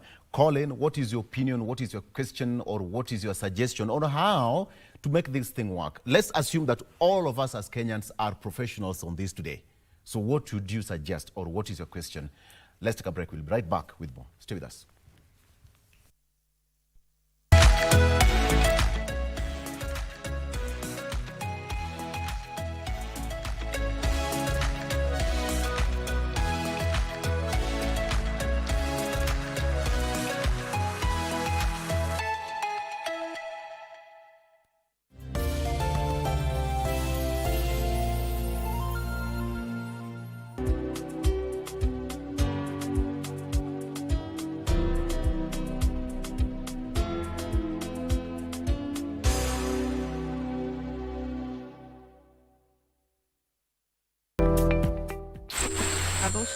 Ima na wendo mwingi tugikuthokia Embu County the land of opportunities. Gambonene yang Gemi FM mushi worata. Twega gure na kamwetha kama viumeto. Muroro kiande tukunye maire na murori tuthie thokore besa mivukore cha manje makiyara uranje mure cietu cia thitima na ronje rwathagana nyamu cia kithaka igitugemeria bururi wetu wa mbere Embu County. Gemi FM tikomono tukianirira na mugambo munene eno ni Gemi FM musie wa urata. Ino ni ya nyumba nene Musie wa urata. Gemi FM 103.5. Friday night again. Greetings in the name of the Most High Jah Rastafari. My good name is Marley Moses, the positive warrior, alongside. Yes, sir, DJ D-Rage, the baddest. Each and every Wednesday from 10 p.m. on KBC Channel 1 TV. Tunakuletea the biggest reggae party in 254 in a yard extra. Extra niceness of reggae music. Extra dose of entertainment. When the thing is nice, we have to do it twice.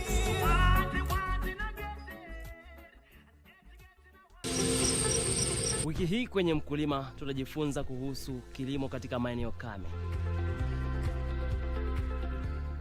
Kisha tuangazie kilimo mjini. Vijana wache kuchagua kazi, wajitume, wakoe kwa wafanye tu kitu inasaidia tu. Kile kidogo tunafanya, washikane mkono, wapate mawazo badala kushinda kuenda kuiba, fanya pumbawa, kuja washikane mkono, washike jembe, wapande mboga, matunda yatatokea baadaye. Usikose kujumuika nami Francis Ngala siku ya Jumamosi saa 10:30 upate mseto kamili wa kilimo.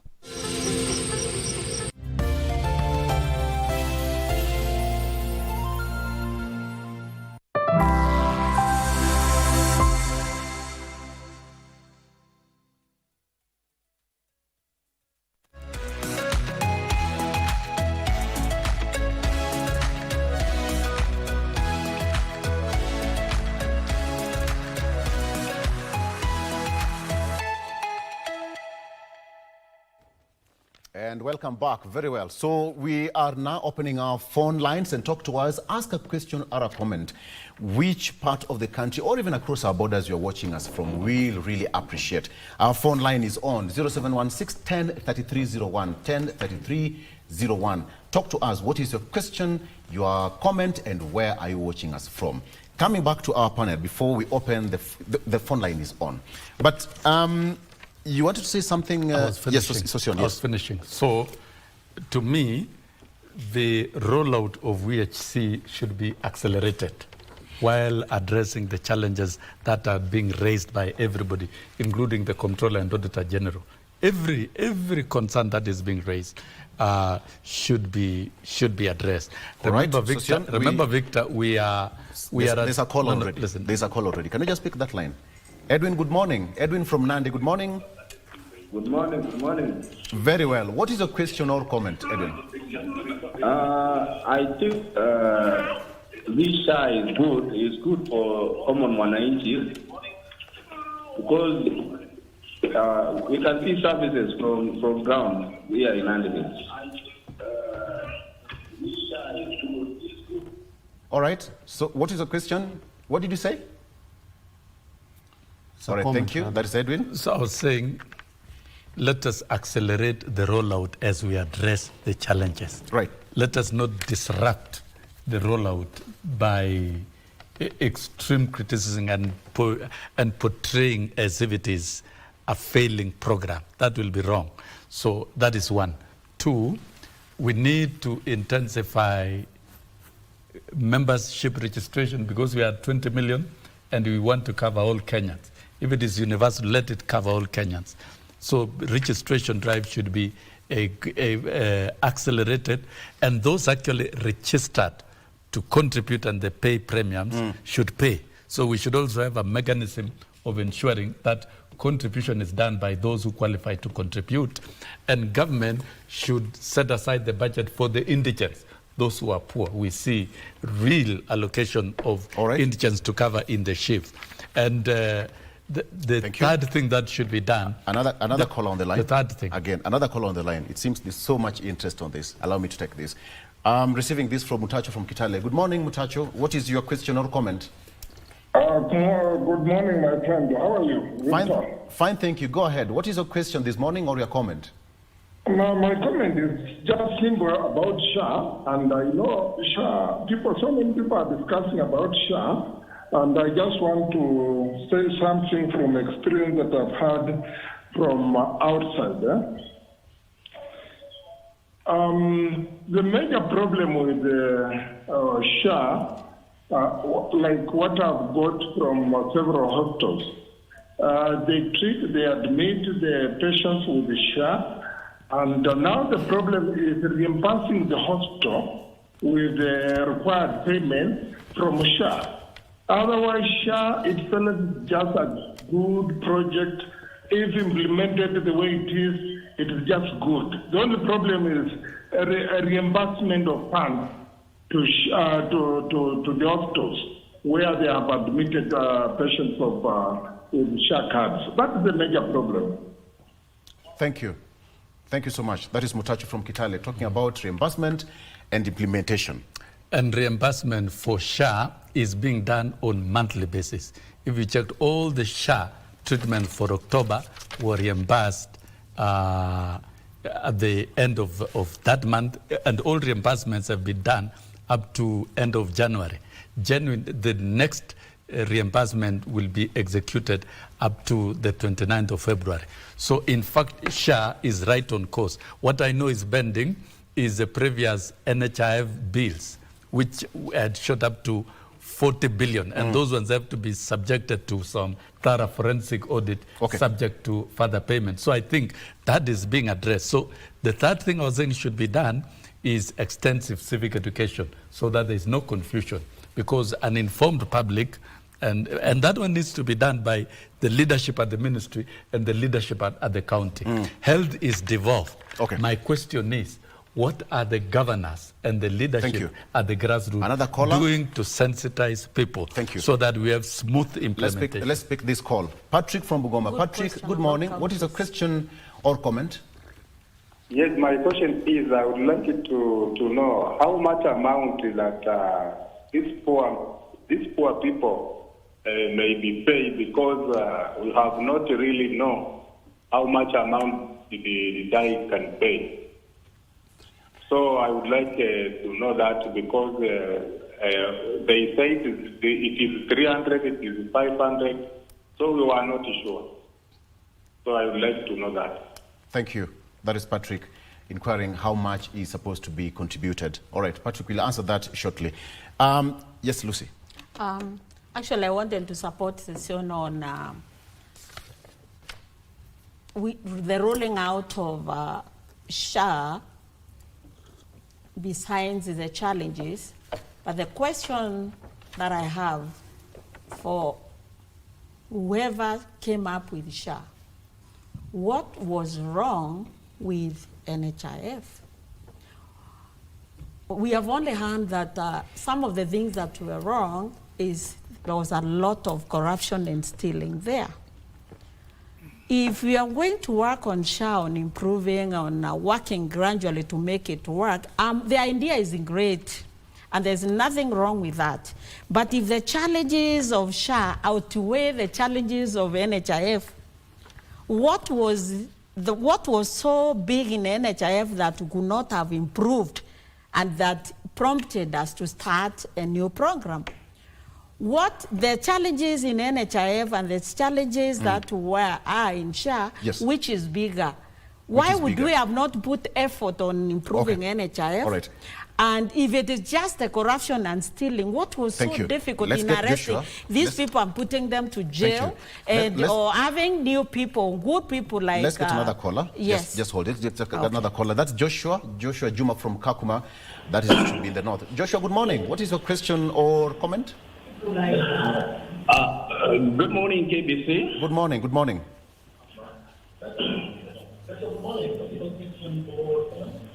Okay, I'll start by commenting Go ahead. On what is going on with the SHA. For my case, I had a patient. For my case, I had a patient, and this patient was treated at MTRH, that is the Moi Teaching and Referral Hospital, and the SHA covered him very well, all the bills. But now, the second time I had another patient, and this patient was taken to Kitale, and this patient was not able to be treated. The SHA was, we were told that the SHA will only cater for bed. For bed. Now, it is a problem. The real thing is that SHA is good in terms of on paper. But when it comes to practically, it is when we have a problem, because you find out that with how it is treating people in terms of discriminatively, because you find out that some people are giving out testimonies that it is working. But in some areas, like here in Kakuma, I can say that SHA, it is not working. SHA is not working. SHA is not working because people are suffering outside here. And I wonder some of the panelists being so arrogant in such a way that they don't want even to listen to what Kenyans are going through. I think it is high time that our leaders should be able to listen to what the common Mwananchi is going through. Then from there, they need to analyze what people say. Then they should implement these things in a good way. I congratulate Mr. Tosio. He has been there for a long period of time as a teacher. He has been fighting for the rights of the teachers. And now, I think the way he has explained that the time frame that was given, that 1 year, it was nice. But at the same time, was there any public participation? That the people would participate and see what is right and what is wrong. That's where we have a problem. So it is high time that our leaders, even our panelists, they should just listen to the common Mwananchi, so that to understand what people are going through. Like now here in remote areas, we have a problem. Like here in Kakuma, we have the place some places outside there, it's even hard to register. Hard even to register that thing. So it's high time that the government should look into that, and our leaders should be able and ready to listen. Thank you. That is Joshua from Kakuma, raising concern that the first patient, it was working. The second patient, when they went to Kitale, it wasn't working. The only thing that was covered by SHA was bed. So according to him, it's only good on paper. But when it comes to the real thing, there is a problem. And he's raised a salient question that all of us have talked about here, the implementation bit of it. That if the leaders or the people who are in charge could just take 2 steps back and look at the whole problem, then I think, based on what Joshua and other people who've called, I think it would be okay. Dr. You see, I think Juma said something that's very, very critical for leaders. When leaders fail to listen, they fail the people. And that is why, if only leaders now in this issue of SHA accept that there is a problem, go down to people, and even actually they can make a research, and they say that now we want to take a research and they know why this thing is not working. And when they get that research, then they come back and they try to analyze and to see how it can work. Because all of us, we are agreeing that SHA is a good idea, and everyone is agreeing it's a good idea. But when we sit down, when the leaders sit down and they listen what people are saying, there must be a problem. People cannot just speak out of ignorance or say that, okay, we want this thing to fail. I want to bet and I want to say that nobody has intention to make SHA fail. Everyone needed to get good treatment. But can we have leaders who are ready to listen and then act on what they hear from Mwananchi? Yeah. That's the whole thing. If they only did that, they just take time and they say, okay, and I think it was like, I think it was you saying that, let's, okay, take a step back and ask ourselves, What are we hearing? What is this that we are hearing? What Is are it the people something saying? that Yeah. we can address? Is it something that we can act on? Instead of keeping on saying that, oh, it's working, it's a good idea. It's a Yet must. there are people who are complaining and who are hurting. That's the thing. Very the good. key thing is this. Okay. Letting leaders, vile Kenyanga tunasema, wasikie vile ground inasema. Yes. Very good. There is a teacher raising up his hand.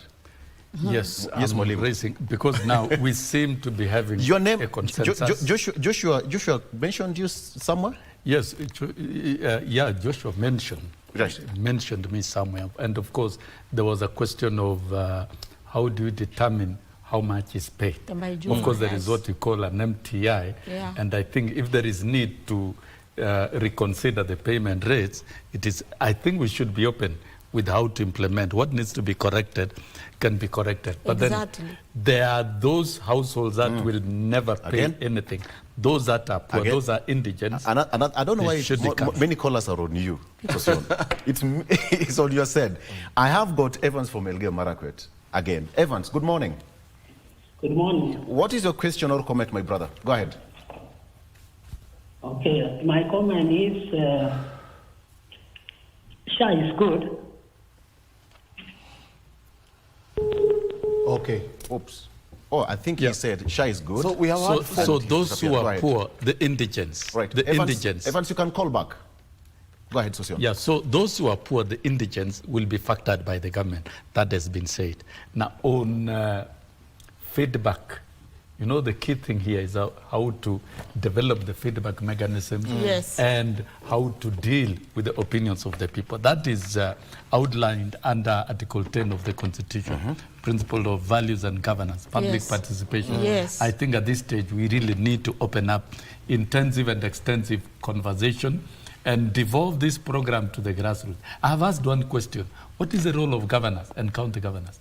Governors should be out there together with their personnel and their county And the staff. healthcare is devolved. Well, yes, to ensure that it works. It doesn't have to look like it is being controlled from national. I think that should be. Well, I would say we've had 4 callers. 2 of them have said SHA is good. In fact, the third one said first time somebody was treated very well. When I look at it carefully, I think it's also a matter of attitude. It's whether the glass is half empty or half full. This is a work in progress. We all agree it is a work in progress. And it's good. And it's good and it's working. There might be problems here and there, but that in itself is public participation. Brian, let's take one. Now there's a lady, I'm told. There's Irene from Oyugis. Irene, good morning. Yes. What is your question and answer? Oyugis Dinade. Not bad. Very good. What is your question or comment this morning? Okay, my question and my comment first is that I'm so ashamed about. I'm listening to KBC. I'm listening to BBC this morning, and I'm very disappointed that our leaders can really shout to each other like that when they are discussing a very serious issue that is affecting us. In fact, this morning I'm preparing my child. I'm taking him to an hospital using SHA. Last time I went, I was told that SHA covers 75 shillings. So the only amount that can be given is, the only thing that my child can be given is Panadol using SHA. So I'm so embarrassed by this thing. So I'm saying SHA is not working. Even if they are saying that SHA is working, SHA is not working. Irene, which hospital did you go to? I attended an hospital in Kadongo, a private hospital called Okita. It's a private hospital. That is a private hospital. That is a private hospital, number one. I went to Okita private hospital, and they told me that they cannot treat that child using SHA because the only amount that they are remitted to the hospital is 75 shillings. So I cannot get malaria tablet. I'm given Panadol to go and buy the other tablets outside the facility. Number 2, I went to Rachoni, Sub-County Hospital. Right.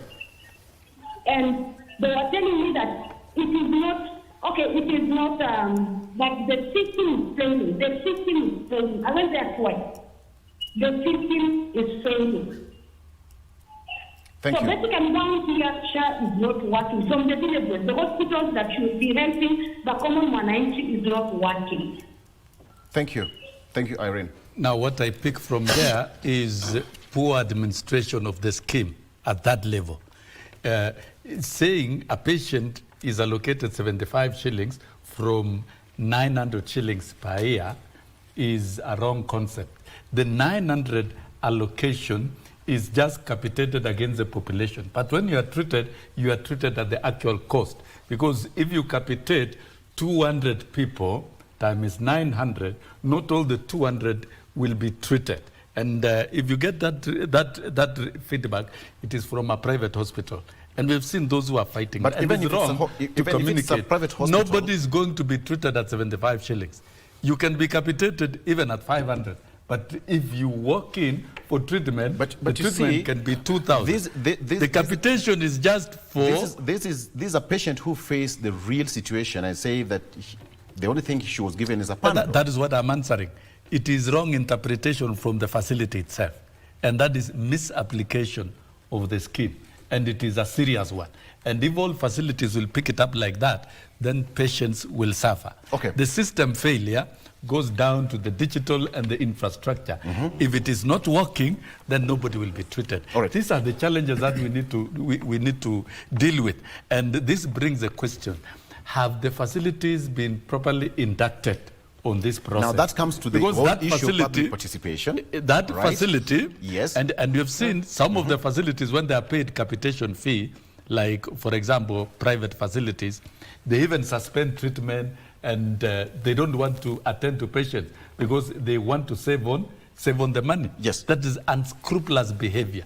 In fact, this healthcare administration should be administered under very, very strict terms. Anybody trying to turn a patient because of 75 shillings, and that is wrong application, is a crime. I'll take time and get Langat from Lolongo, but before then, I'll also respond to what Patrick from Bungoma asked about the contribution. Patrick, stay for that. But then, Langat from Lolongo, good morning. Langat. Amna maneno baba. What's your question ama comment? Yes.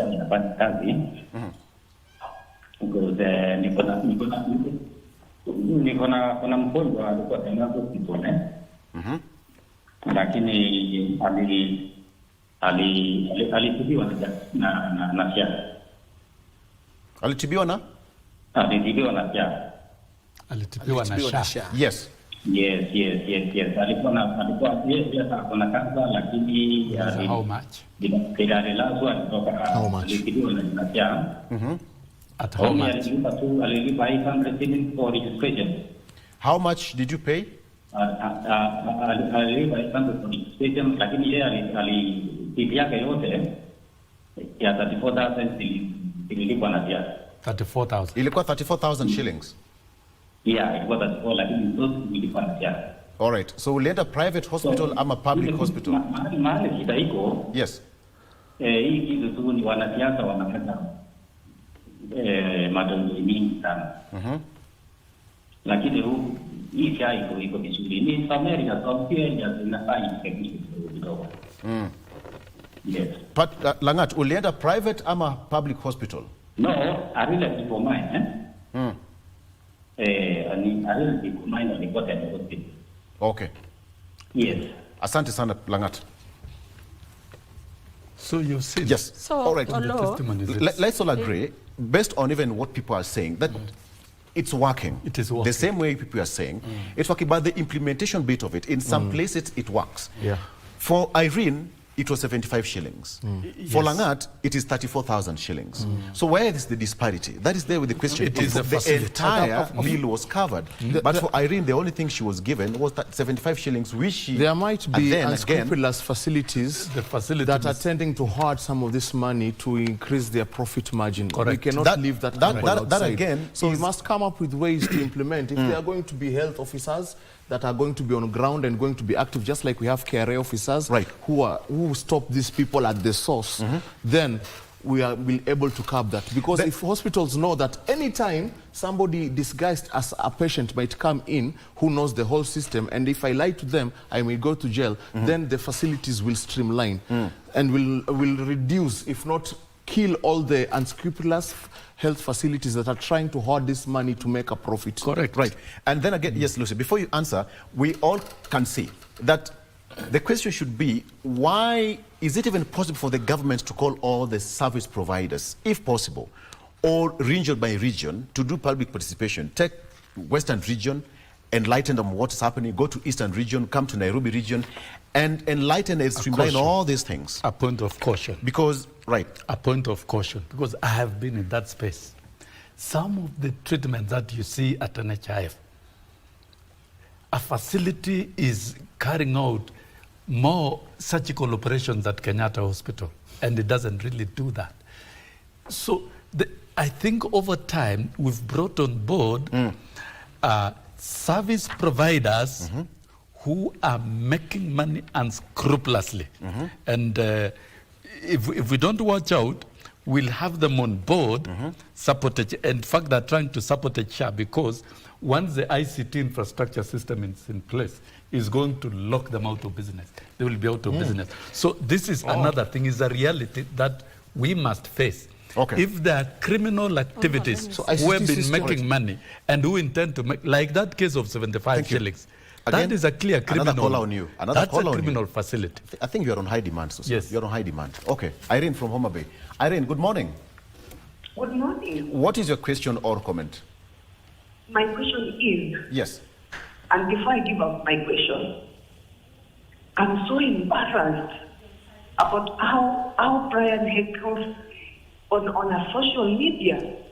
Yet people are suffering outside here. Same to Sosion. Sosion worked well in education. Now they are heckling in a social media where even their children are watching them. So my question is, why is it that they are forcing people to use SHA, yet SHA is not working? Me personally, I've never registered SHA, and I've never liked SHA from the word go. So they should listen to the common wananchi, not force people to please their boss. You know what they are speaking about? If I come against SHA, Ruto will make me, no, let's say the truth. Leaders are there to lead people in the truth way. Thank you. So why should they discuss? It's working, it's not working. SHA is not working. Thank you. Thank you, Irene.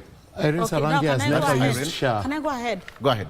So the same question is almost the same what Joshua said. Yes, although on if you say 10 plus 10 is 20, or someone says 20 plus 10 is 19, the teacher who is a teacher here, so someone can tell us, if you say it's 19, we cannot say they are almost, it's a good answer, and they are almost to get the answer. So you can't. In leadership, we say, who is a leader is a person who influences others, and it is by selling, knowing the targeting group, who are you targeting, and giving them the information that they need for them to understand and follow them. Here we have agreed it is a good idea, and there is a huge gap. I think the challenges are more than right now the way we are listening to these people. So the gap of public participation, the gap of civic education, the healthcare, it is devolved. In the counties, if you go down there, the governors have nothing. They have no idea of what is even going on. So that means not even the government, there is not even no coordination among the government system. If there was any coordination, this thing, the grassroots should be done by the counties. We hear them talking to their people, customizing care the way it's supposed to be. So SHA has a lot of challenges. Let us listen to the people of Kenya. Like we are listening, those people we have listened to, there is no one, only one who said it is okay. No, we are not saying, and we are not saying, and we are not saying, and we are not saying, let me finish. No, there's another call. There's another call on the line. Joseph from Trans Nzoia. Joseph from Trans Nzoia. Joseph, good morning. Yeah, good morning, my friend. How is Trans Nzoia, and what is your question or comment? Yes, Trans Nzoia tuko sawa. Asante sana. Yeah, Trans Nzoia tuko sawa na tuko na tunasikia mambo ya SHA. Hii mambo ya SHA nataka niambia au na nimeona mwalimu wako hapo na mwalimu mzuri angalau sasa kujibu moja anasahau. Nataka nitumie mfano kwa mwalimu.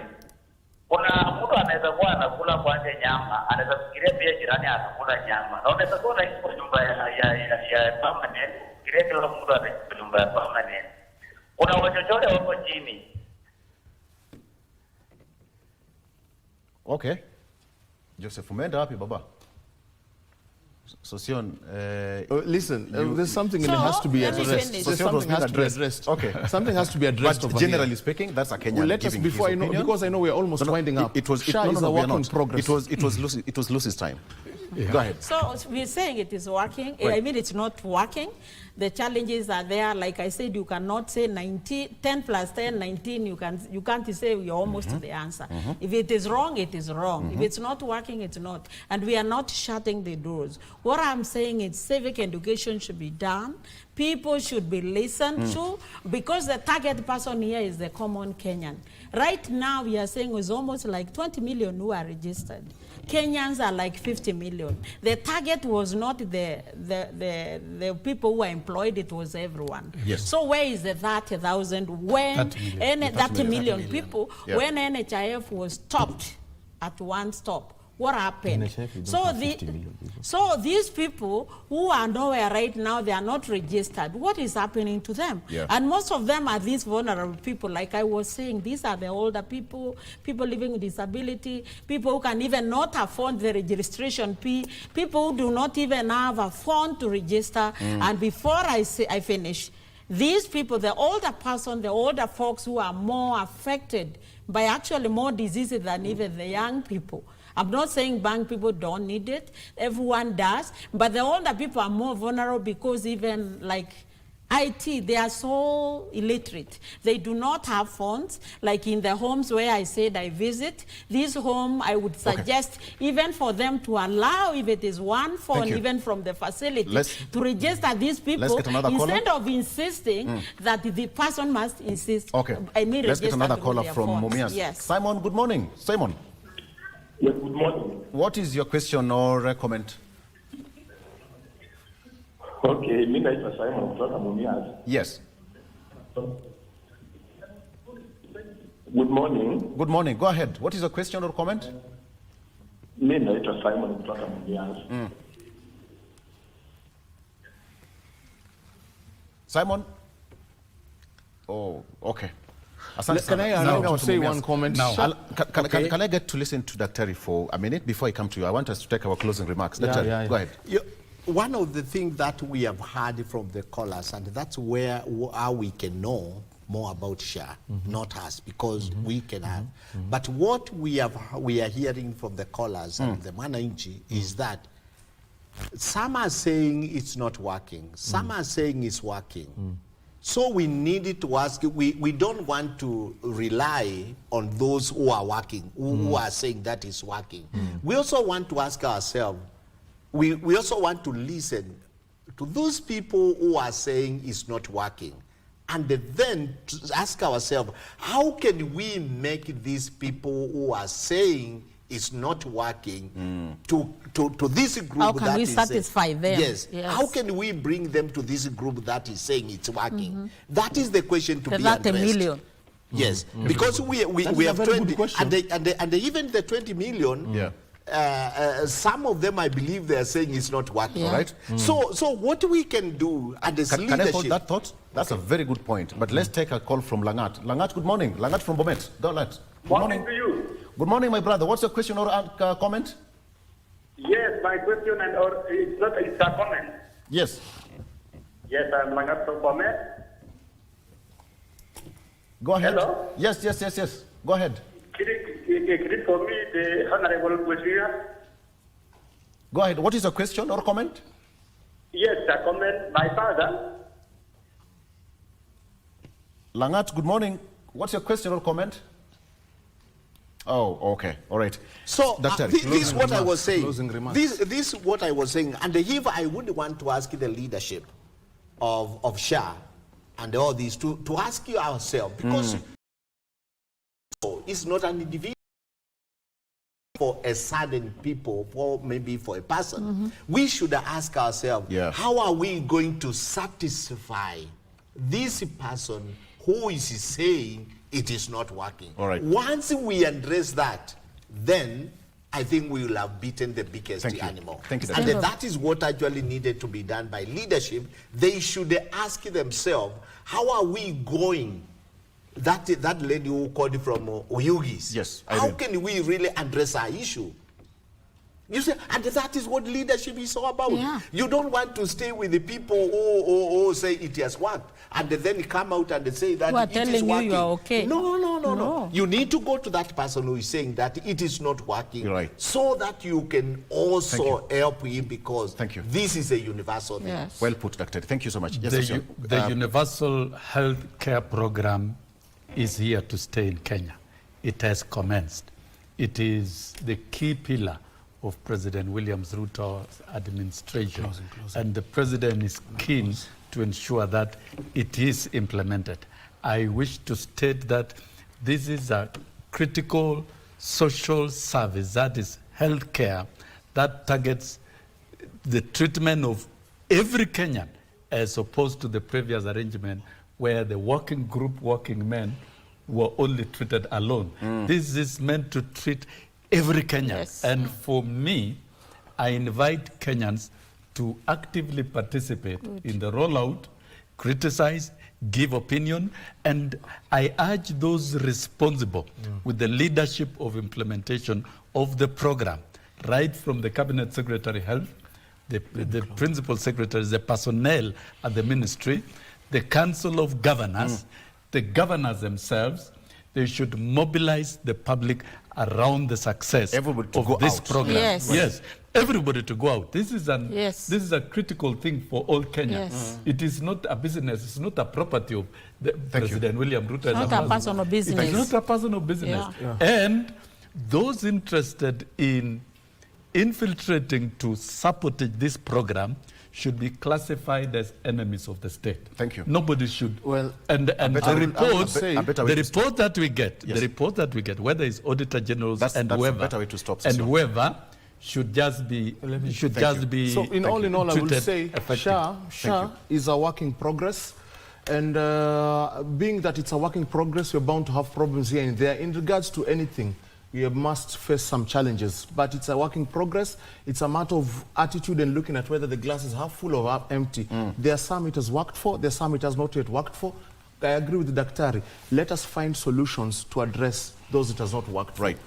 That's perfect. Okay, let me allow me to respond to what Patrick asked. Patrick from Bungoma asked, what is the contribution? Patrick, this is your answer. Under SHA, the contributions will be as follows. And everybody else who is watching, salaried individuals will contribute 2.75% of their gross salary. All right, Patrick, with a minimum contribution of 300 shillings per month. Okay, and there is no minimum contribution. You can contribute as much as you want based on the weight of your pocket. But non-salaried persons, 2.75% of annual household income with a minimum contribution of 300 shillings per month. And there is no minimum contribution. So that is with Patrick, who asked that question from Bungoma on how much somebody should contribute. You know what, ladies and gentlemen? My closing remark. We have to stop at that point. My closing remark. Tulimaliza. My closing. Tulimaliza. Thank a lot. Thank you so much. Yeah, I really appreciate, because when you talk about without health, we would not be here. And I think it's also important to tell Kenyans exactly what's happening. We are not fighting. We are just telling as it is. And that is exactly what's supposed to be. all your opinions are valued, and thank you so much. For the callers, asante sana for calling. My name is Victor Lo. Let's do this again next week. Lucy Moria, political analyst. She's also a politician. Daktari Mulinge, asante sana for coming. Wilson Sosion, asante sana. Former Nats and Brian Oduor. Thank you for watching. Bye-bye.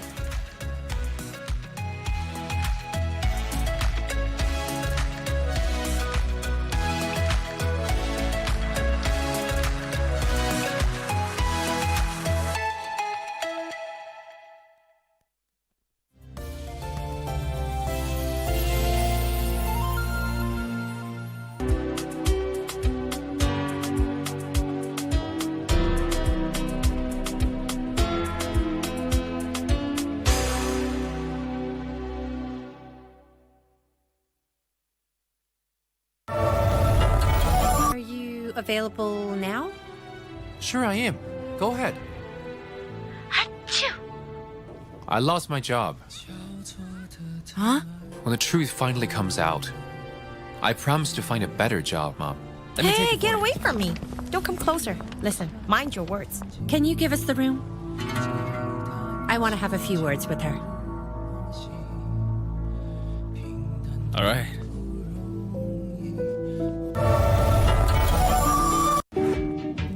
Do you work in that company? Umesikia mimi akisema mimi anafanya kazi wapi? Si amesema ni askari na ukamuita vizuri askari. Nimeuliza. Nakwambia. Hiyo 1 million ni yako. Utajua ujui. Hata wewe utajua ujui. Tuone nani atafaa suruali kwa kichwa. Kama tajiri yetu wewe, kama vile ulikuwa tajiri yetu. Ndio. Ulikuwa umeweka limit ya mtu kuchukua loan ya pesa ngapi? Hakuna limit umeweka. Sema ukweli. Haujawekewa limit. Sema ukweli ndugu. The company is not a member. How did I get in the circle? That you're saying me I was not in the circle. Wewe mwenyewe uliingia kwa circle, mimi circle. Na ukakuwa unasema. So circle it was yours or circle it was for somebody else? Wewe. Sikiza. Nitakuloka mama kichwa hiyo. Kwani urogi yako inaroga hata hewa? Chunga mtamo mama. Wewe chunga wewe. Wiki hii kwenye Mkulima tutajifunza kuhusu kilimo katika maeneo kame. Kisha tuangazie kilimo mjini. Vijana waache kuchagua kazi, wajitume, wakuwe kwa wafanye tu kitu inasaidia tu. Ile kidogo tunafanya, washikane mkono, wapate mpende mawazo badala kushinda kuenda kuiba, fanya pumbawa, kuja washikane mkono, washike jembe, wapande mboga, matunda yatatokea baadaye. Usikose kujumuika nami Francis Ngala siku ya Jumamosi saa 10:30 upate mseto kamili wa kilimo.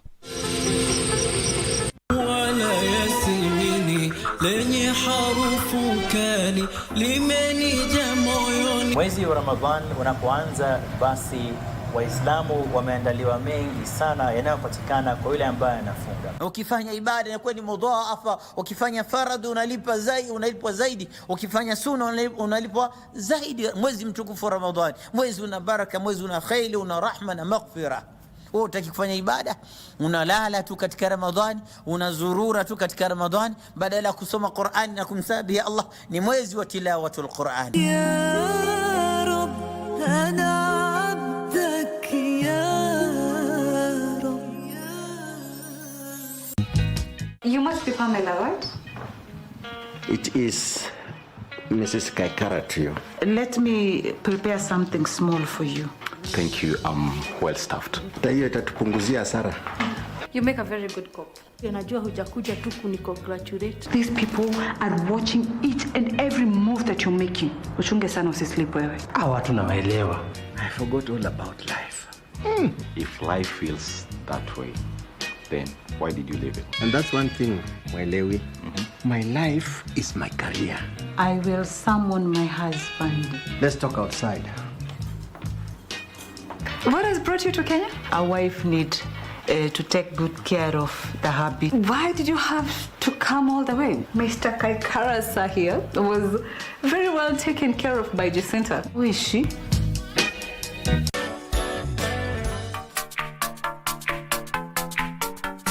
I'm Nazrin Wandamuliro, the current second runners-up of Miss Preaching Global.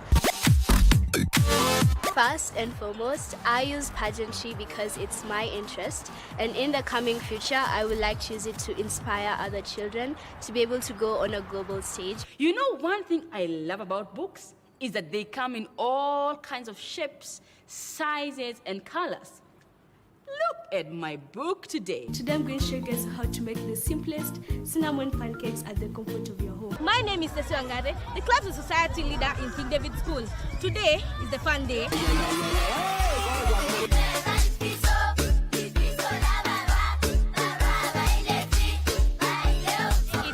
fun and it's a good vibe.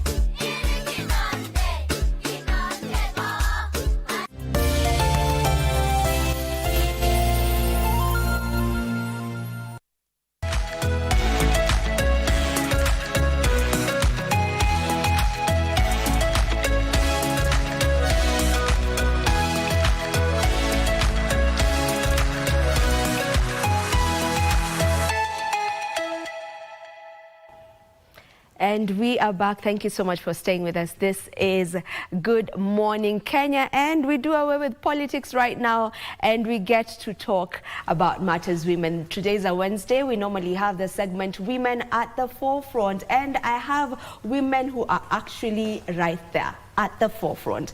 As we gear up to International Women's Day, it is only right for us to get to celebrate women. And today we have women in engineering, a field that is quite male-dominated, but that does not mean that there are no women who are in that particular field. So we have women in engineering. I have with me on my far right, we have Engineer Barbara Adoch. Engineer Barbara Adoch is the CEO Association of Consulting Engineers of Kenya. Welcome to the program. Thank you. And on my immediate right, we have Engineer Faith Mutuko. Engineer Faith Mutuko is from the Engineers Board of Kenya. She is the Manager, Registration and Licensing. It's a pleasure to have you ladies on board. Thank you. And I love the titles, you know, CEO, manager, and it is in engineering. This is exactly why we're having this show, just to show the young lady out there that it can be done, it is being done. As much as it is a male-dominated field, there are women in there who are doing it. So if maybe I can just begin with trying to get where your interests, you know, for engineering came in. So you can tell us what exactly you've specialized in, matters engineering, and what inspired you to pursue this career. Good morning. Morning. My interest in engineering started from, because I come from a rural area, and I noted we do not have a lot of infrastructure in the rural areas. Basically, we do not have roads. You may find, like the school I went to, you may find some schools do not have windows, some do not have roofs. So it's like, as you grow, you notice there's this situation you're in, but then there is an imagination of a better world, and a lot of times the only thing that could get you from there is going to school first of all. At that level, you're not thinking about engineering, you're just thinking, let me go to school and see what can be done about it. And then now my interest in engineering came, as I grew, I came to realize the school I went to, at least they were a little bit exposed in terms of career options. So you can know this is the area that can easily assist, because matters development, you find engineering as the center of it. And it's easier to be able to get into that if you already have lived in that situation, you understand the people from there. But also, I would completely admit, it's not an easy thing for you to know when you're young, but as you grow, you tend to realize this is kind of the solution.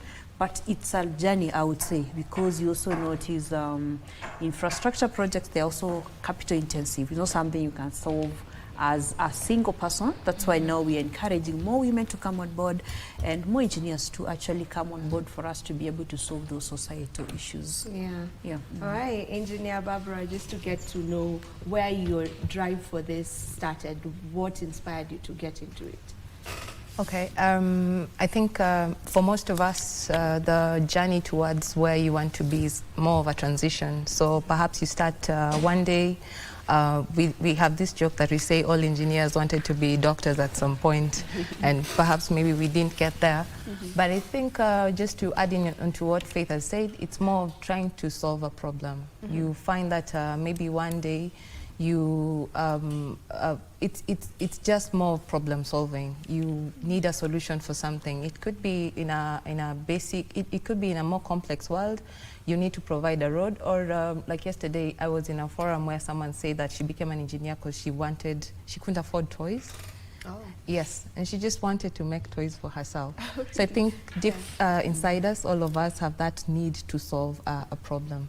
Yes. All right, so according to statistics from the Engineers Board of Kenya, the data they put out, it shows that 8.4% of engineers are females. That is 8.4% of females are registered professional engineers. 8.4%. And looking at the exact numbers, 211 women, professional engineers out of the total 2,501. Like, the gap is too huge. Let's talk about that. First of all, is there any progress that has been made so far? And looking at these numbers, why is that gap so wide?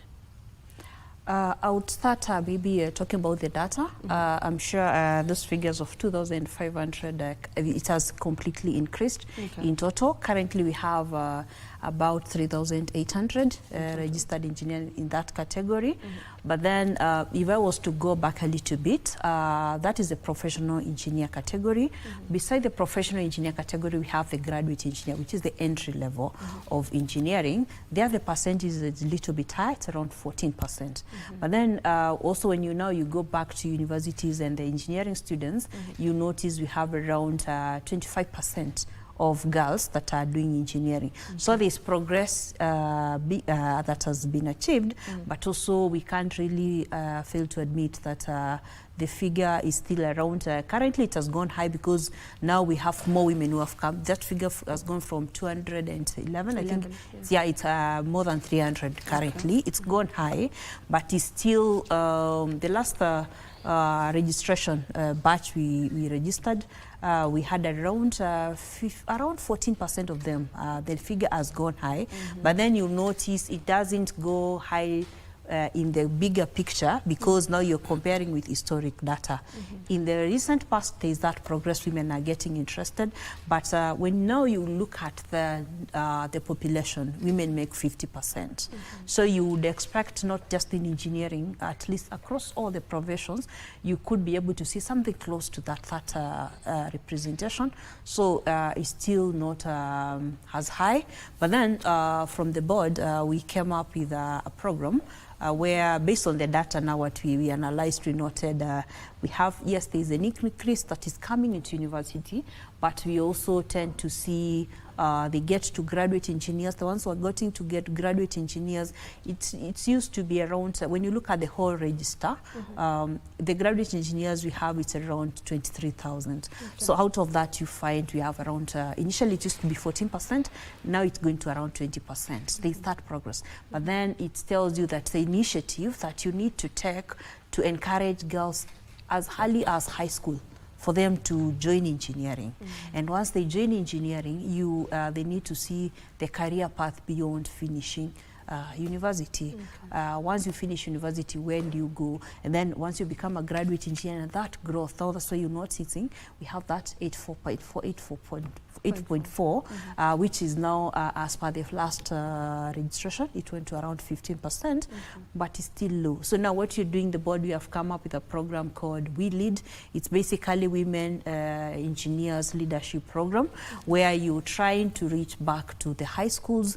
You're encouraging girls, because especially the area where most girls don't tend to do engineering, you find they either do not know what is required a lot of times, and they also do not know actual women who are actually doing engineering, because it's a little bit male dominated. So a girl is likely to come across a male engineer as compared to a female engineer. Yeah.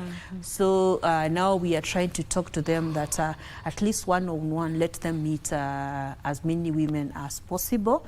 But also, there is also another challenge with doing engineering. For you to be to join engineering, you need to have done physics. In high school.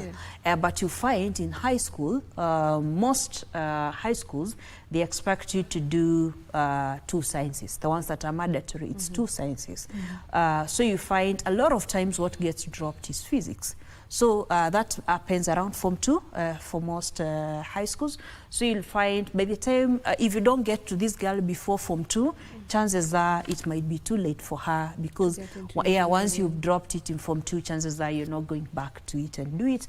So now we are trying also to reach the high schools, try to tell them these are the requirements, physics are requirement, but also not just even doing it, just the attitude towards physics and mathematics for girls. They may feel like it's not my thing. You just start out feeling I can either do or I can't. Well, actually, it's not. You just need to try and do it, because no one starts out being good at these things. You just you want to stay at it for a while. And then now we are also talking to the high school, to the university, so that once you finish, you're able to start your career so that you don't do that attrition. Someone leaves, they do a degree in engineering, but somehow they don't go into engineering. So we're also trying to deal with that attrition, but there's also a whole thing about employment, which is now, it's a bigger scope. So the board, at the board level, we have a program for graduate engineers, internship program. We take in a number, but you're trying to expand such that every graduate engineer gets an opportunity to go into engineering practice. Then now after that, we also have now the professional and consulting engineers. We are encouraging them now to move beyond being a graduate engineer to the professional and consulting, because that is the decision making role of an engineer, because that is the independent one. And then for you to even have your own company, which is called an engineering consulting firm, it's also another cluster that the board registers. So that one is less also. So we are encouraging them to go beyond being a graduate engineer and move into the professional, where you can do independent work, you can take up leadership positions, and then from there you can now go ahead, have your own farm, and now go into the entrepreneurship now, which becomes more of job creation. And we are hoping that it will pick. But we are also, we can say the numbers are not as high, but now that's the program, that's the initiative we are trying to take. And maybe just to get to hear from you, Barbara, what role does mentorship play in paving way? And also you can just tell us maybe the role that mentorship has gotten to play in your own journey as an engineer. Okay. And I think my answer would even plug into what Faith was actually mentioning earlier, that I don't think the mentorship should start just at the high school level. We should be able to encourage the girls from a very young age, because now you see, if at a very young age you already tell them that they can do these sciences and the mathematics, then they already develop a passion for this. And boys from a young age, they know they can fix things. You know, engineering is about tools, and it's something that we look at as such a manly thing. You know, fixing a light bulb is looked at as such a gender biased activity. But if from a young age you can tell them that it doesn't have to be that women should only be in activities that look very feminine or very caretaker-ish and more of fixing from a young age, then they grow up already being mentored to know that they can do this from that age, such that they take up these subjects at a very young age. So when they get to high school, then it should be their choice. That I know there are schools which are very categorical on subjects you can take, but if you already are performing very well in these sciences and mathematics, which is very essential for engineering, then you get to have a seamless transition as you go on to the journey. Mentorship is, I think, very key. Very key. When you see someone, then you find it relatable. I believe that now if someone is seeing Faith here And she should be able to say that if she can rise to the level that she's a manager at the Engineers Board of Kenya, then perhaps someone who's at a far-flung area would be able to also say that I should also be able to do that. And I think it may look a bit competitive, that looking at it from if she can do it, I can do it. But I think that's the motivation we need. So if we are able to take on mentorship in a structured way or even an unstructured way, we should be able to do it at a very early stage. In my life, I think that's one of the things that have really has helped me gain traction in my career. Just being able to see someone, even in high school when we used to see former students, alumni who are coming from the universities, coming to tell you that we left, we managed to get here and we are doing it. Then you also go back to your books and say, if they can do it, then why not me? I should be able to go back to my books and reach to their levels and perhaps even skill levels higher than it. And in that way, I think they provided some mentorship for me as I went along. So there are possibly both male and women that I look up to, that I find that they improve my decisions, my actions day in, day out, that and then feed into my efforts to better build my career. Yeah. So now, the International Women's Day, which will be celebrated on the 8th, that's on Saturday. The theme they're running with this year is more on unlocking equal rights, power and opportunities for women. So let's look at it from the engineering field, you know. Just what more do you feel should be done in order for you to be in line with what is being celebrated this year International Women's Day? I think for women it's more, and not just for women only, it's about the education. First of all, being able to equal access to education. Because I know as especially if you work and live in urban areas, it might not seem like it's a big challenge, but then it's the further you go away from the urban areas, it actually becomes a challenge, because you find we have those basic... I'll have to cut you short, and we need to go direct to State House, where the President of the Republic of Kenya, President William Ruto, is doing a presentation of credentials. So if we can just head straight to State House this very minute and see what's happening.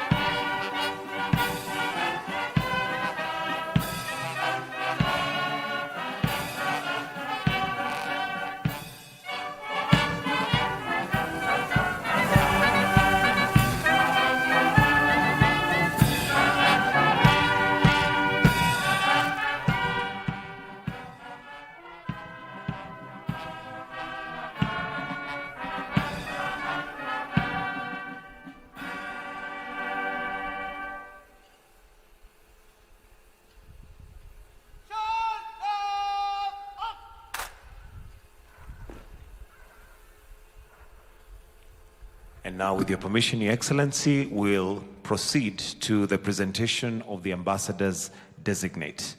Ambassador Designate of the Hellenic Republic.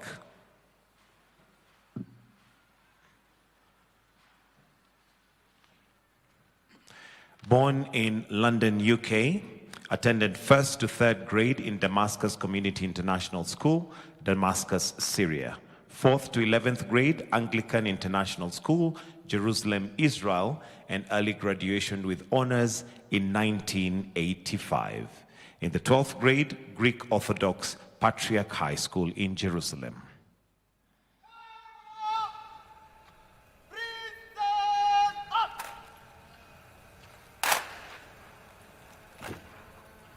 The university, in 1992, Maltese European Law in Human Rights, He's also a bachelor in degree law, University of Athens in Greece, Masters of Arts in the Mediterranean, studied in King's College, London, UK. In 1998, attained a Masters of Arts, Applied European Studies with distinction in South Bank University, London, UK. The Ambassador Designate of Hellenic Republic enjoys traveling, reading, photography, and cooking. He has served in Libya, New York, Serbia, Georgia, and Australia. He's married to Jelena Stankovic with a daughter, Laura, and a son, Michael Nicholas.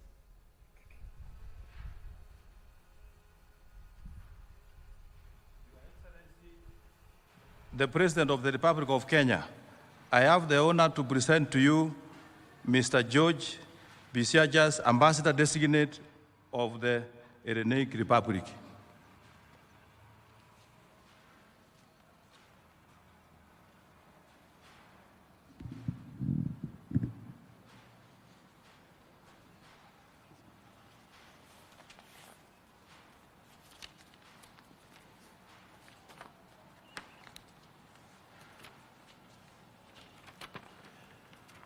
Your Excellency, the President, Honorable William Samoei Ruto, allow me to present the letter of recall of my predecessor along with my credentials, and in so doing, convey the compliments of Her Excellency Katerina Sakellaropoulou, President of the Hellenic Republic, as well as the friendly people of Greece, to you personally, and through you to the warm and welcoming people of Kenya.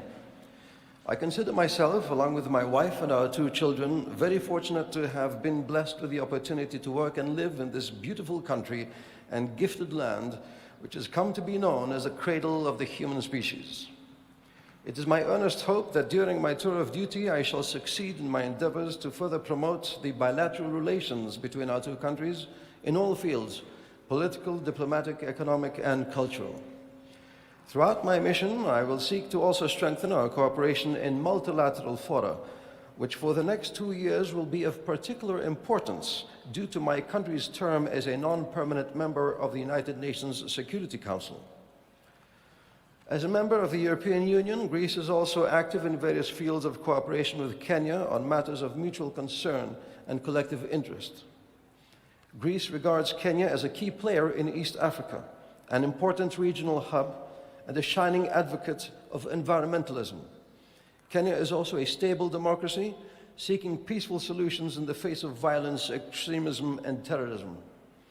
On this solemn occasion, Mr. President, I would like to reaffirm my country's dedication to its close friendship with Kenya and to re-emphasize its willingness to respect our common principles and ideals. In closing, may I wish you and the people of Kenya welfare, prosperity, and happiness.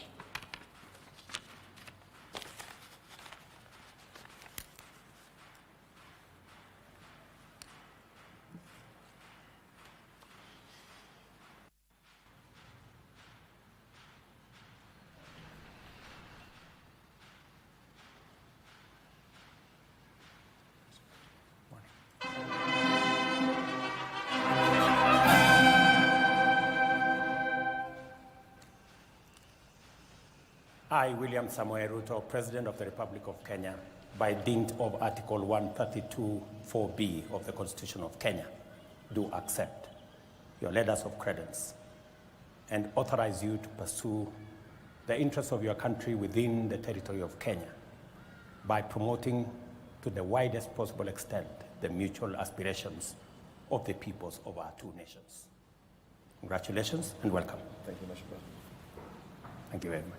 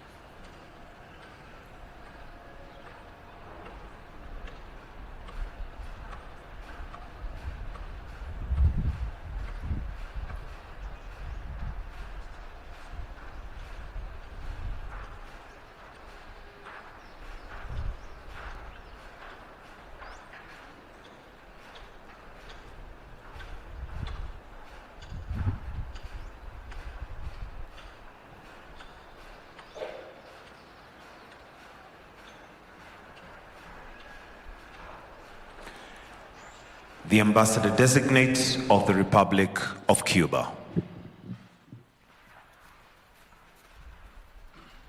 She served as a Cuban ambassador to Jamaica between 2017 and 2021, and the Gambia between 2009 and 2013. She then served as the first secretary at the Cuban Interest Section in Washington, D.C. between 2003 and 2007.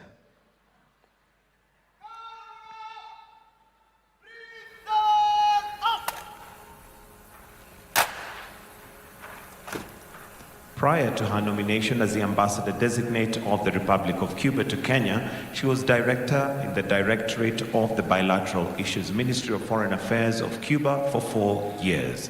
She has multiple Cuban national honors and has represented Cuba in major international events, including the Cuba CARICOM Summit in 2002 and the ministerial meeting of the Association of the Caribbean States from 2000 to 2002. Your Excellency, the President of the Republic of Kenya, I have the honor to present to you Mrs. Inez Vos Fernandez, Ambassador-designate of the Republic of Cuba.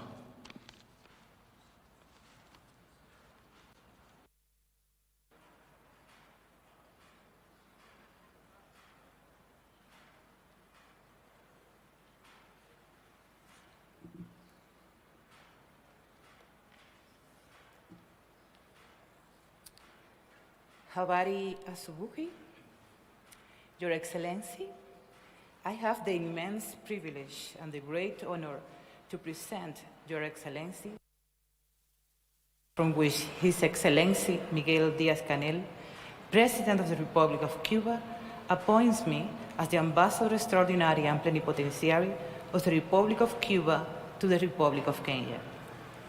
Allow me to convey to you, Mr. President, the warm greetings of the President Miguel Díaz-Canel and extend, through Your Excellency, friendly greetings and the best wishes to government and people of the Republic of Kenya. For me, this appointment is a reminder of the existing deep bonds of friendship between the African and Cuban people. I stand here as a daughter of Africa, not only because of African blood runs through Cubans' veins, but also because African countries' legacy has been vital to Cuba's history, nationality, and culture. I stand here as a representative of a country which treasures a history of solidarity with the African people. Thousands of Cubans paid the supreme sacrifice fighting in this continent just to repair a historical debt owed to our African ancestors. Excellency, brothers and sisters, there is an African saying according to which the footprints of those people that walk together can never be erased. Since 1995, year in which our countries established diplomatic relations, Cuba and Kenya have worked together. Cuba was pleased to support the government of Kenya in providing quality health services, and many Kenyan students have been trained in different areas in Cuba. There are still a lot of potential to enhance and diversify the friendly relations of cooperation with the brotherly country of Kenya in several mutual beneficial sectors, including education, sports, culture, agriculture, tourism, and scientific research. Excellency, allow me to avail this opportunity to convey my gratitude for the permanent support of the Republic of Kenya in the struggle against the blockade.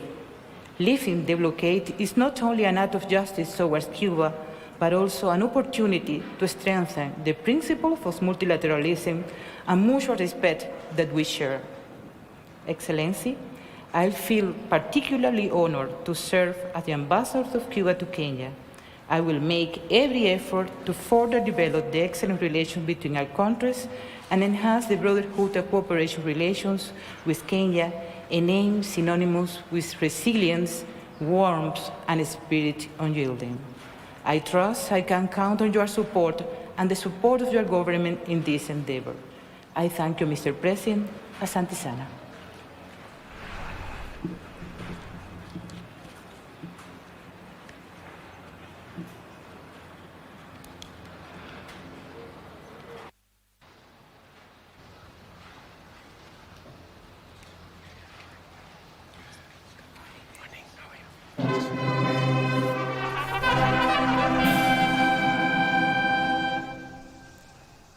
I, William Samoei Ruto, President of the Republic of Kenya, by dint of Article 132(4)(b of the Constitution of Kenya, do accept your letters of credence and authorize you to pursue the interests of your government within the territory of Kenya by promoting the bonds of friendship and, to the widest extent possible, the aspirations of the people of our two nations. Congratulations, Ambassador. Welcome to Kenya. I look forward to working with you. Okay. And my very best wishes. Thank you very much. Asante sana.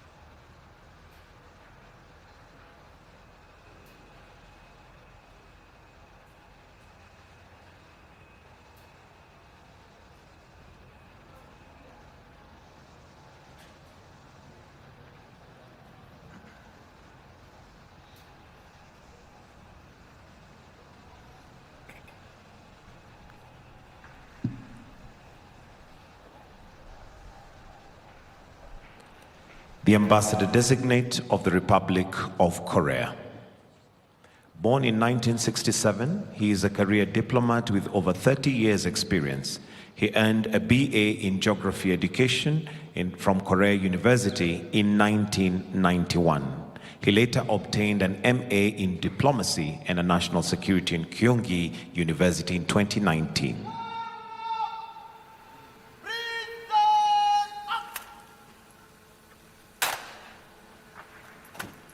He joined the Ministry of Foreign Affairs in 1991 and has held key diplomatic positions including Vice Consul in Houston, posting in India and China, and leadership in roles in Ministry of Foreign Affairs. He served as Director General Overseas Korea National Protection in 2019. His hobbies include reading and hiking. He is married and has 2 daughters and 1 son.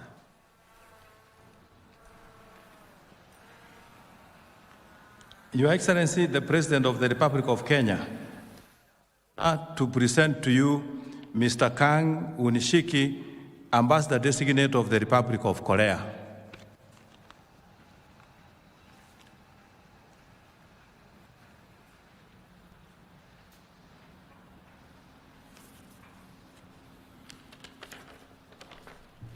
Your Excellency, Habari Yako, please allow me to convey compliments of Acting President Choi Sang-mok and the people of Republic of Korea to you and the people of Republic of Kenya.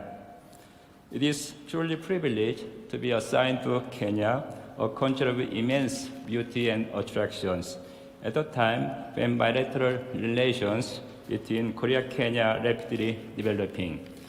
In particular, Your Excellency's visit to Korea in June last year on the occasion of Korea-Africa Summit, following your visit in November 2022, marked significant milestone in the development of bilateral relations.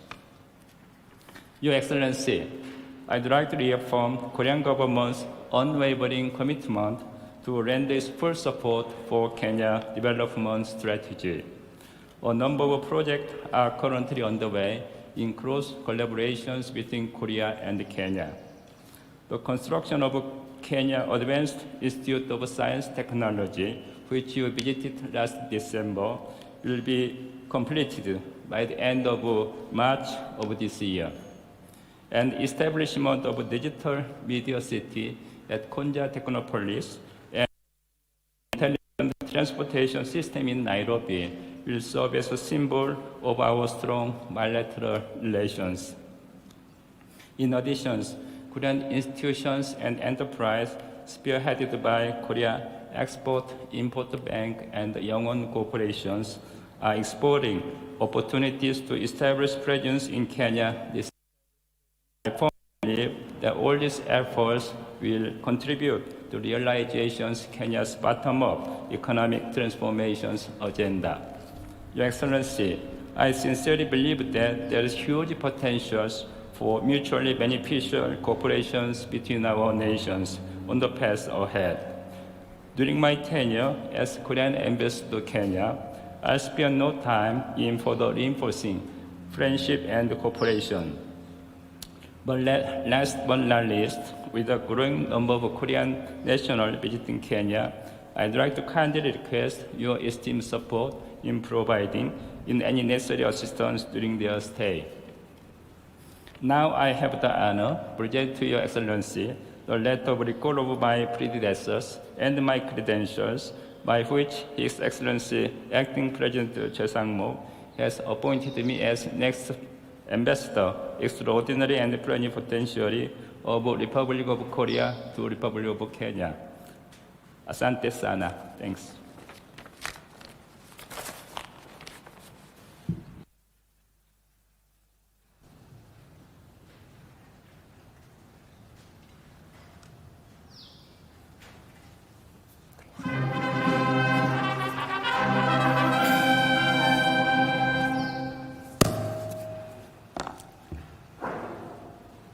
I, William Samoei Ruto, President of the Republic of Kenya, by dint of Article 132(4)(b) of the Constitution of Kenya, do accept your letters of credence and authorize you to pursue the interests of your country within the territory of Kenya by fostering the bonds of friendship and promoting to the widest possible the interests and aspirations of our two nations.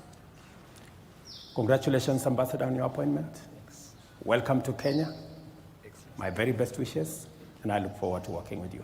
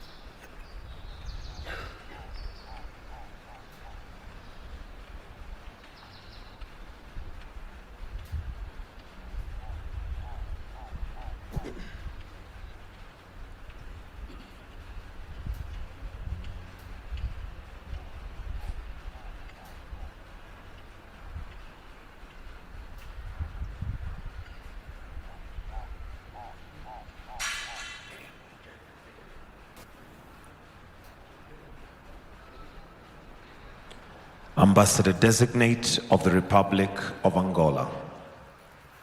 He was born in Lobito, a city facing the sea, very beautiful and known for regionally and internationally due to the strategic project called Corridor do Lobito. He is married, father of 6 children, 5 who are adults, 1 minor, and 3 grandchildren.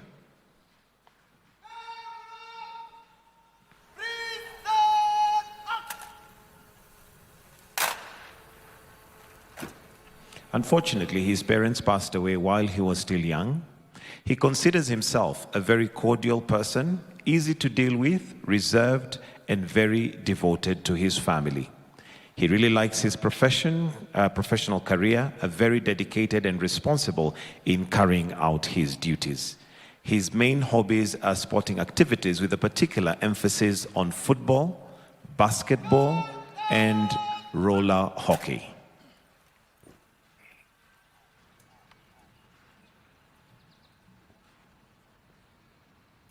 Your Excellency, the President of the Republic of Kenya, I have the honor to present to you Mr. Mario de Acevedo Constantino, Ambassador Designate of the Republic of Angola.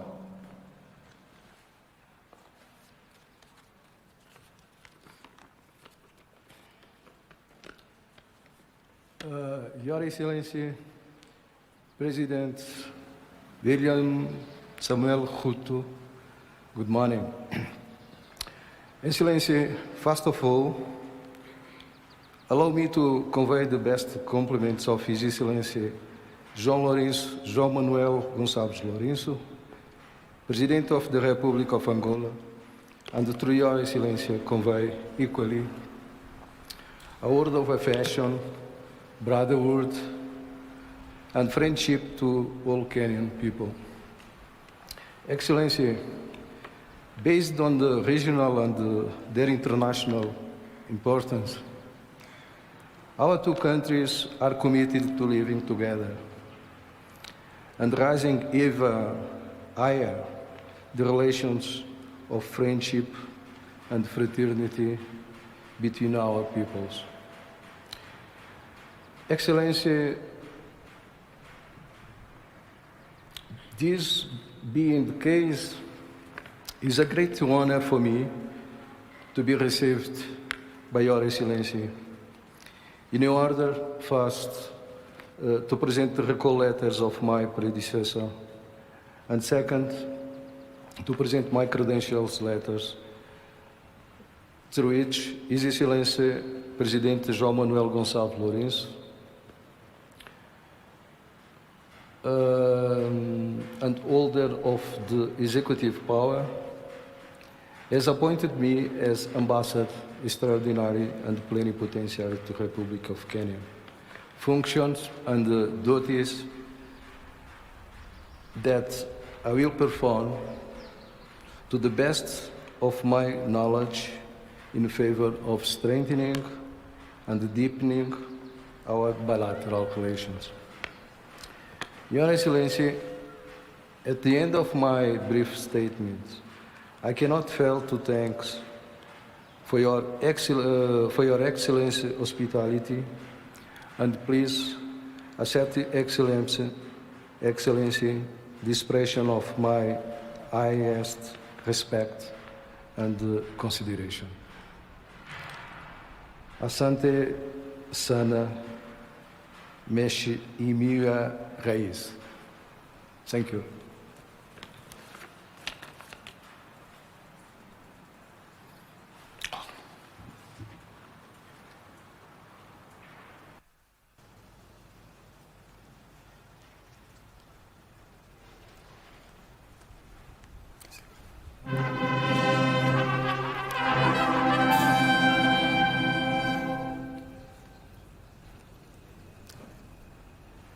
I, William Samuel Ruto, President of the Republic of Kenya, by dint of Article 132(4)(b) of the Constitution of Kenya, do accept your letters of credence and authorize you to pursue the interests of your government within the territory of Kenya by fostering the bonds of friendship and promoting to the widest possible within the law the aspirations of the peoples of our two nations.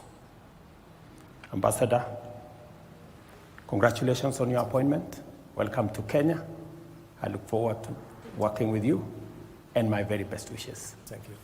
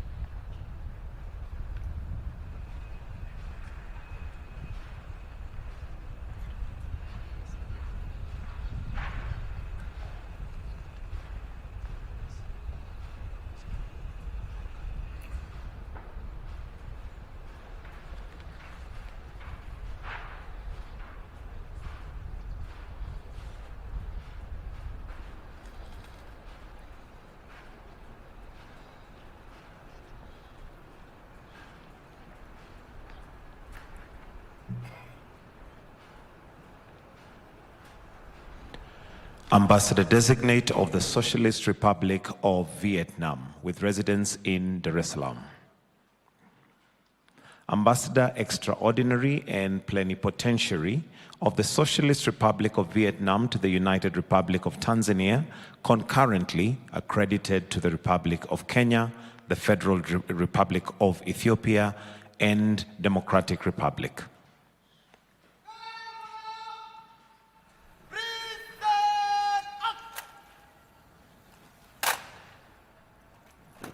Also accredited to the Republic of Burundi and the Republic of Rwanda, the Republic of Uganda, and the Federal Republic of Somalia, and representative of Vietnam to the African Union. She was born in Hanoi with a Bachelor in English, Masters in International Relations, Foreign Languages, and Spoken English. Her hobbies include music, with a special liking to classical, country, jazz, and pop. She can play amateur piano and the ukulele. Your Excellency, the President of the Republic of Kenya, I have the honor to present to you Ms. Vu Tan, Ambassador Designate of the Socialist Republic of Vietnam, with residence in Dar es Salaam.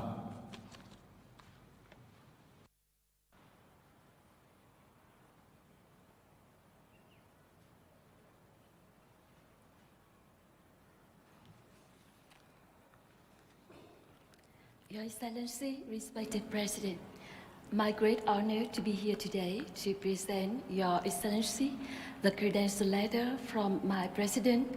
His Excellency Luong Khương appointed me as the Ambassador Extraordinary and Plenipotentiary of the Socialist Republic of Vietnam to the Republic of Kenya. First of all, allow me to take this opportunity to convey to Your Excellency the cordial greetings from my President and extends on behalf of the government and people of Vietnam, congratulations and best wishes to the government and people of Kenya for the great socio-economic achievements gained under your leadership. This year, two countries will commemorate 13th anniversary of diplomatic relations. Though it's a quite young relationship, we have always mutually supported each other over time. And today, both sides are sharing the same perspective of nation building and economic development for the prosperity of peoples, for the peace, stability, and development of two nations in particularly, and the two continents in general. Vietnam also highly appreciates the Green Industrialization Africa initiative launched by Your Excellency President, aiming to accelerate and scale up green industries and business across Africa, promote climate mitigation and adaptation that boosts economic growth and create significant opportunities for Africa in whole. This year, Vietnam will host a P4G summit, Partnering for Green Growth and Goals 2030, scheduled for April 16 and 17 in Hanoi capital. Vietnam kindly wishes to receive Your Excellency to attend the summit. Your Excellency, in the context that diplomatic mission has not been yet open embassy in each country as we plan in the futures, I would like to propose that two sides could appoint honorary consul in advance to act as a bridge and connect chairs and carry out assigned tasks as an effective means to immediately have implement multi-phase cooperation between the two sides. Here, I have a good profile of nomination to submit for Ministry of Foreign Affairs consideration. Lastly, Excellency, I strongly believe that during my tenure of office, with the full support from Your Excellency and your government, I will do positively contribute to the better cooperation and friendship between the two nations and peoples. May Your Excellency be good health, and may the Republic of Kenya enjoy prosperity and happiness of Kenyan people. Asante sana.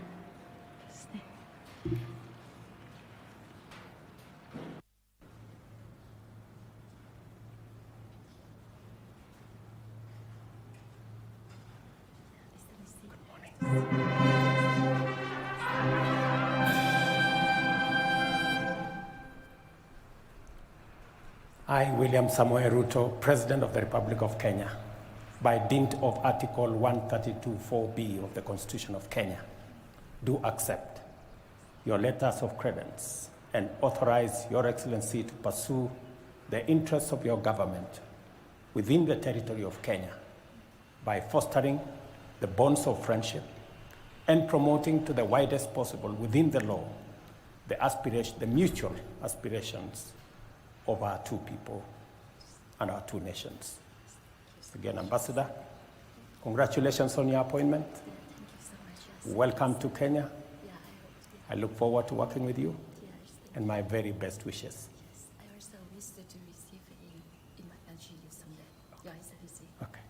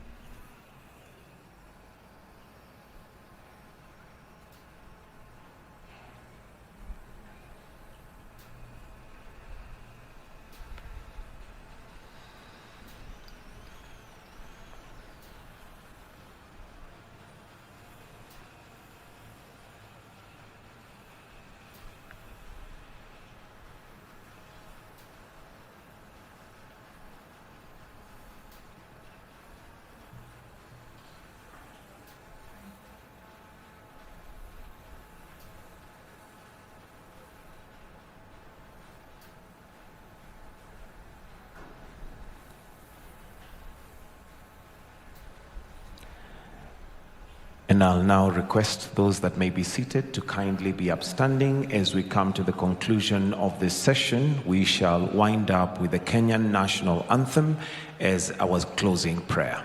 The Anthem.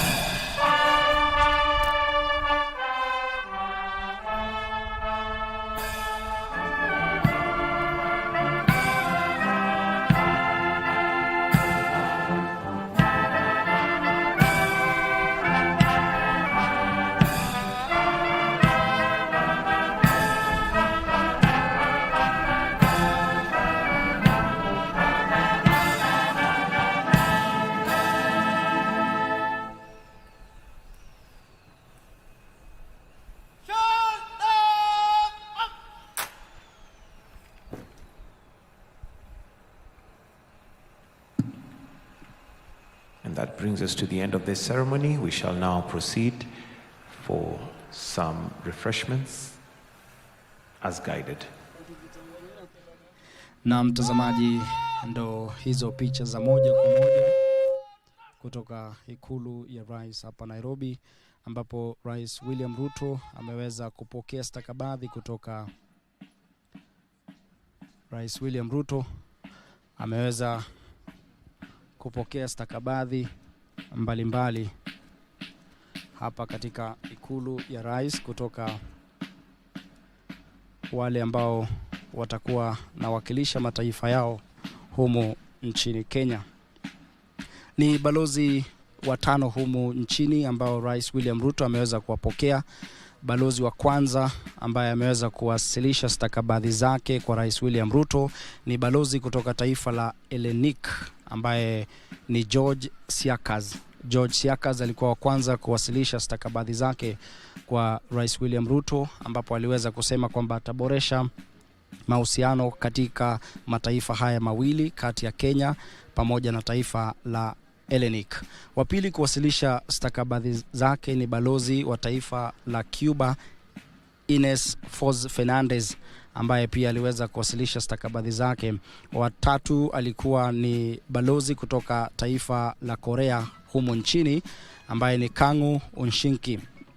Wa nne alikuwa ni balozi kutoka taifa la Angola ambaye ni Mario de Avedo Constantino. Alafu wa mwisho kabisa alikuwa ni balozi wa taifa la Vietnam humu nchini ambaye ni Madam Vun Than. Madam Vun Than, makao makuu ya balozi ama ubalozi wa taifa la Vietnam itakuwa katika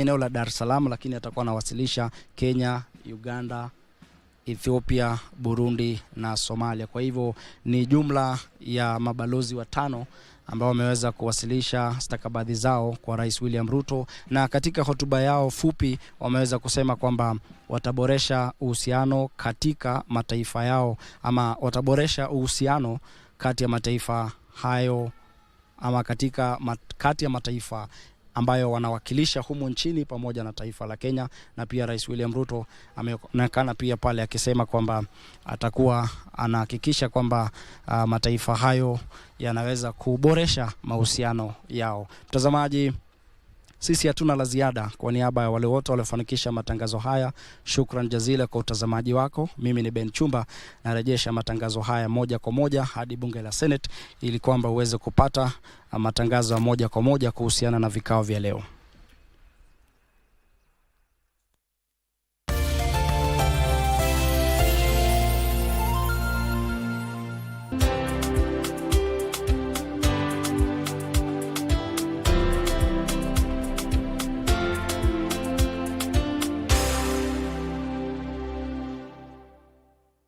Are you a talented artist? Or are you passionate about a topic you want to discuss? But money can be very hard to find for an upcoming artist. Don't worry, Studio Mashinani has got your back. Sign up on ajira.co.ke to book a session with our music and video producers across the country. Work on your music, jingles, spoken words, and even podcasts to realize your dream. All for free. Studio Mashinani, Radani Talent.